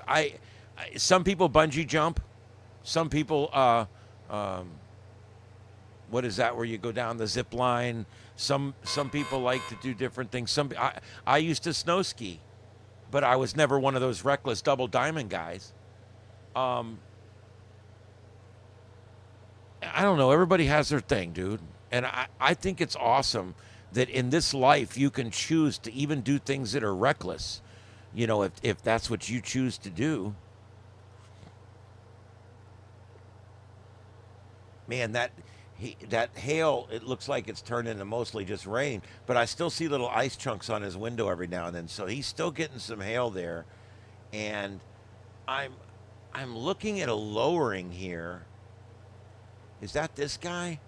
No. That's this guy. This guy's looking at that storm, and there's a suspicious ass lowering.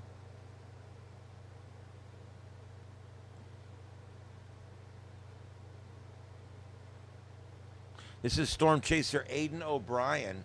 And man, that is I don't think it's a tornado again. You get these very suspicious looking lowerings in these storms. But man, isn't that spooky looking? He's pointing at it. He goes, I see it too.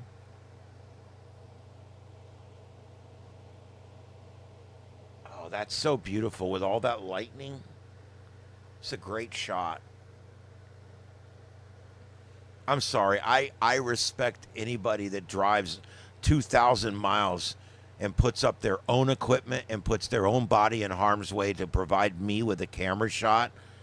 And I'll say his name over and over. It's Aiden O'Brien, Storm Chaser. Great guy. These guys, man, they really... I like Storm Chasers because they They really are. They're like the rest of us. They want to find something they love to do that they can make money with. That's the bottom line. If you find something you love to do and you can make money at it, you'll never work a day in your life. That's the bottom line. The key to human happiness is doing a job that you love. That's the key, because we all have to work. So since we all have to work, you have to find a job you like. And you find a job that you love. I loved the fire service. I went all the way up through the ranks. I was the chief when I retired. I loved the fire service. I loved every bit of it. I served in almost every job. I was a fire marshal for a while. I was a training officer for many years. I did a lot of things at the fire department. I even got up into administration and ran the department for a while. And I loved it. I loved every aspect of it. I loved my job. Every day I got up and went to work, and I loved it. And then when I went there, I did a couple jobs I didn't like. And then I found broadcasting, and I found another job I love. And I've been broadcasting now for 14 years on radio, on FM radio. And I absolutely love it. I get up every day and I want to go to work. You may not always make what you want. You may not always get the benefits or the schedule that you want. But that's not the most important thing. The most important thing is that you love your job and it's enough money that you can live. That's all that really matters.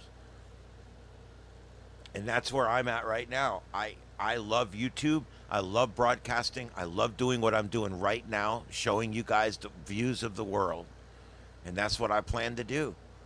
And I love it. I'm having a good time. I'm also releasing shorts. I release a lot of ham radio videos, which you guys, if you're into that, can go watch. And I want to tell you guys one other thing. If you're into my programming at all, check out my YouTube blog. I know a lot of people don't use the YouTube blog function, but I do. I don't do a lot of other social media. So I blog, and I put out at least 2 or 3 articles a day, and they're quality articles. Space weather, terrestrial weather, ham radio, anything to do with our space weather environment. And of course, I also do breaking weather, breaking news, all that kind of stuff. And I announce my content on there too. So you might want to just kind of give that a chance. If you're into cool articles about science and stuff, I actually produce that. And I put that out on my blog. So you can check that out.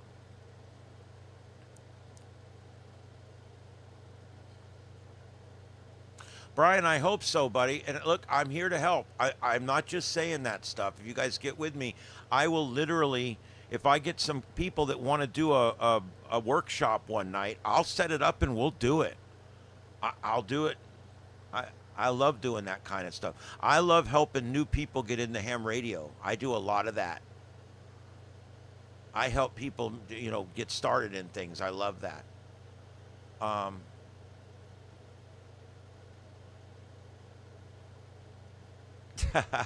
Heath, yes, tell me about it. That Simplex Net was tonight, and I didn't go on it. I was in here with you guys instead. I love those guys, and I don't want to fight with them, but that one guy really pissed me off.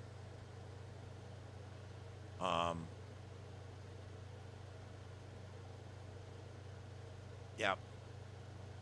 Go back if you guys are looking to do anything with ham radio or any of that go back and search my channel, because I have relisted all of my tech nets from back over the years.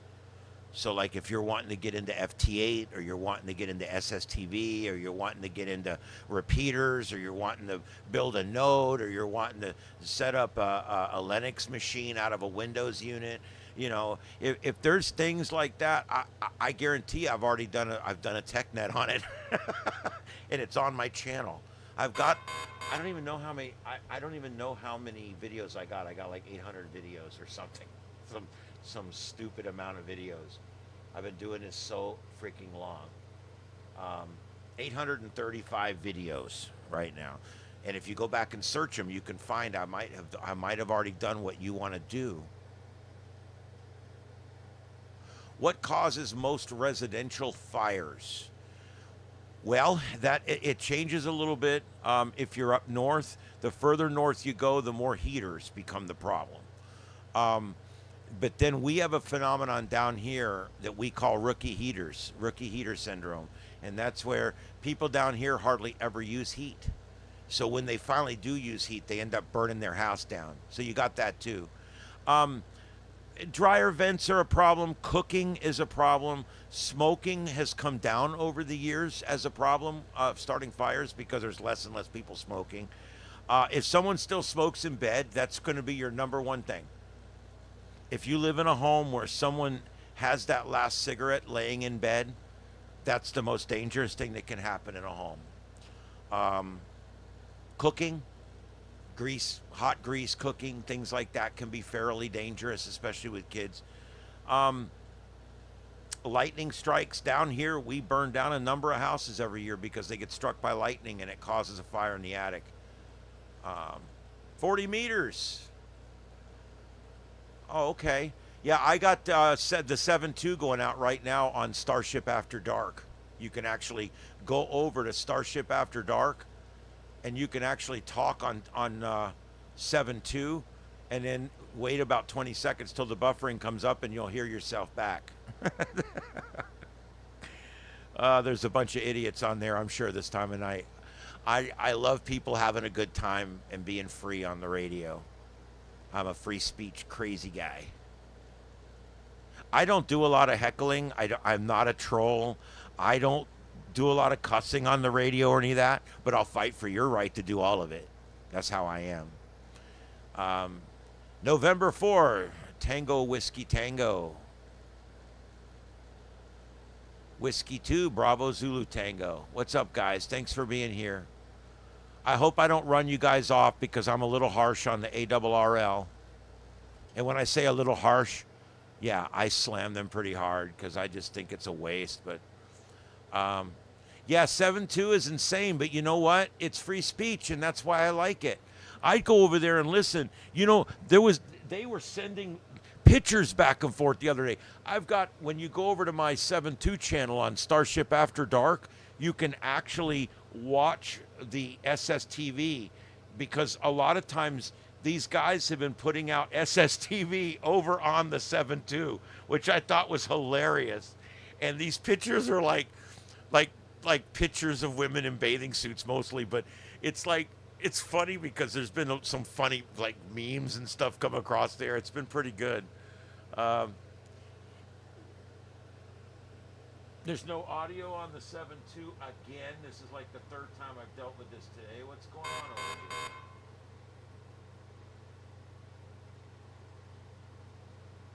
Let me reset. Hold on. I'm having a hard time with it right now, so let me reset everything.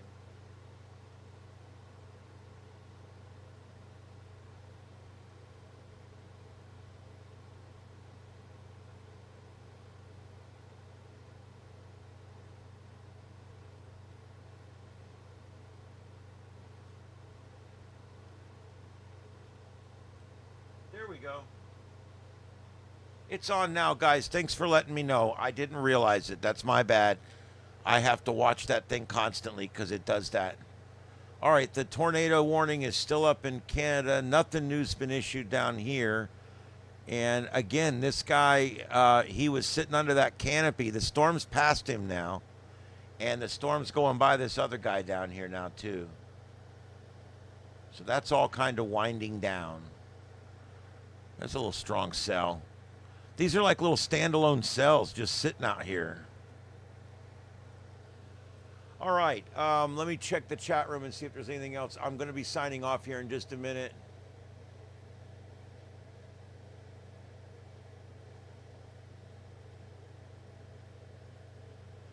Okay, Heath, yes, I agree. I would love to hook up. I'd love to go do some POTA. I love going up there and doing POTA. I do the twofers and the threefers all up and down. I'd love to do it. Here's the thing. I'm going to be up there the third week in October, and I believe the first week in December. Third week in October, first week in December. So, yeah, definitely send me an email or whatever. We will get together. My email is my call sign, KO4EFS. Kilo Oscar 4 Echo Foxtrot Sierra @gmail.com.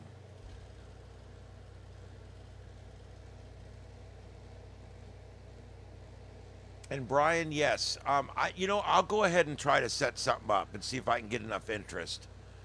I don't like to do it and then nobody shows up. It's kind of, you know, but I've had several other people just in the last few days ask me also to do stuff on the using AI for YouTube and making graphics with AI and all that. I'd love to do one of those. Wrong frequency now. What the hell?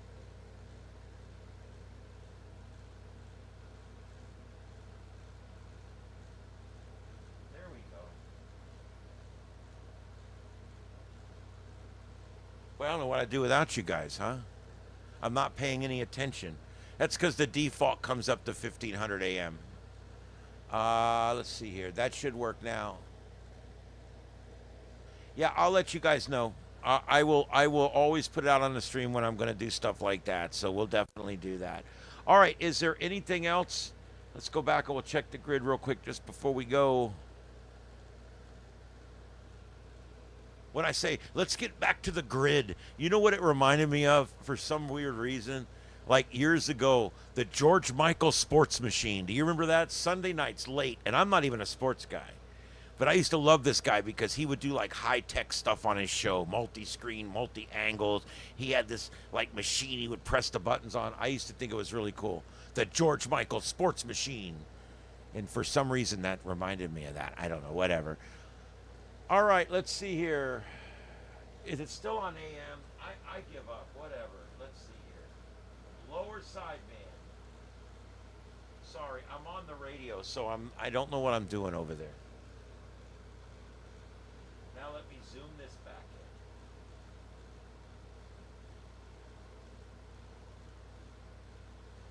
in. There we go. Yeah, the 7.2, for those of you who don't know what we're talking about, you can go over to Starship After Dark, and over there, which is my other channel basically, from that channel, you can see the live feed of the 7.2 and what that basically is. And here, I'll put the link in. Throw me a subscribe and a like over there if you don't mind. What it is it's basically the CB channel for ham radio. And the people there, the people on that channel are just insane sometimes. They just call each other names and say horrible things. A lot of times it's funny. People sing on there. They play music. It's kind of really ignorant. But the funny thing is, we will literally sit here late at night and listen to these guys on the 7.2, and it's hilarious. It is so funny. And when I hear the other hams all freaking out like, the 7.2 should be shut down. Well, it's like you can't shut the frequency down, first of all. I can't believe it. You know, there's nothing wrong with people just having a good time. Look, they're on the 7.2. You have every other frequency but the 7.2 to go do whatever you're doing.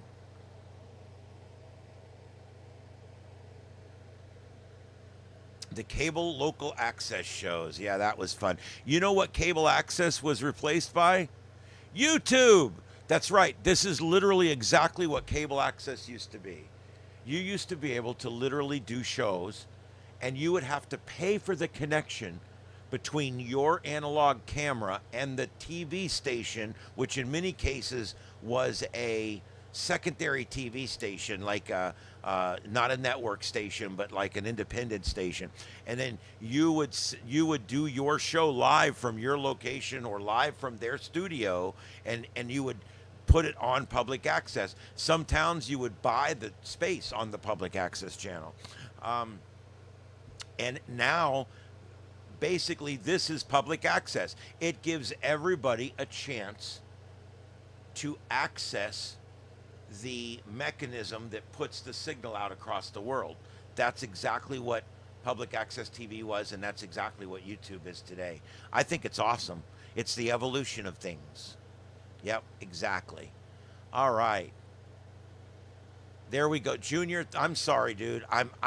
It's behind me and I'm trying to pay attention to the show, and there's like 5 settings on there and somehow I missed them all. But anyway. I've got the SSTV back online. Also, if you guys are interested, SSTV is slow scan television. And you can actually send your slow scan TV images to 14.320, and then you can go to my YouTube channel on this channel on Starship Adventures, and you can go and you can see if you can see your picture coming in. It's pretty cool. And that runs all the time too. I've got that up all the time. So I try to keep these going, guys, but they're Windows machines. Every day or two they crash. This one crashed earlier. This one, the audio's gone out on twice, and I've had to refresh it twice. So I may have to stop it and restart it again. But I do try to keep it up. My wife's got the frog camera up, and my After Dark channel has the 7.2 up, and this channel has the SSTV, which is kind of like sending fax pictures over radio. So you can check all that out. I'm putting all the links in here to the different things. And then I'm going to go ahead and sign off here, guys. I got to eat my dinner. I'm starting to get a little lightheaded. So thanks, everybody, for that. And don't forget to throw a like on, a subscribe on some of these channels. I'd appreciate it. Those are our channels right there. All right, everybody. Anything else? Last minute, last call before I go. I've been on for 2 hours and 21 minutes, and I'm tired. Anything else? Thank you, ding, ding, ding. I appreciate you coming in every night. I do. I appreciate my viewers, probably more than most, because I've worked hard and I've earned you guys. And I really, it honors me that you want to watch me do what I do. And so it's a good relationship we have. Yes, Junior, have a good one as well. We'll see you guys later. I'll give it like 2 more minutes here. Put any comment, last minute questions or comments in. I will come back on tomorrow's Friday night. I'm planning on coming on tomorrow night. I'll come on Friday night for a little while. We'll see what's going on around the world. The weekend, we're going to play by ear, but I should be on Saturday night too. I don't see any reason why not. All right, I don't see anything else coming in, so there's 25 of you guys left out there. I really appreciate it. Thank you to the 908 people that stopped by tonight. If you haven't subscribed, please hit that subscribe button. It really makes a big difference. That's what we've got tonight, guys. This is Starship Adventures live from Starship Studios in Southwest Florida. I hope you guys enjoyed the broadcast. We'll see you next time on the next adventure or perhaps down the log. 7 3s, everybody. Have a good night. See you later.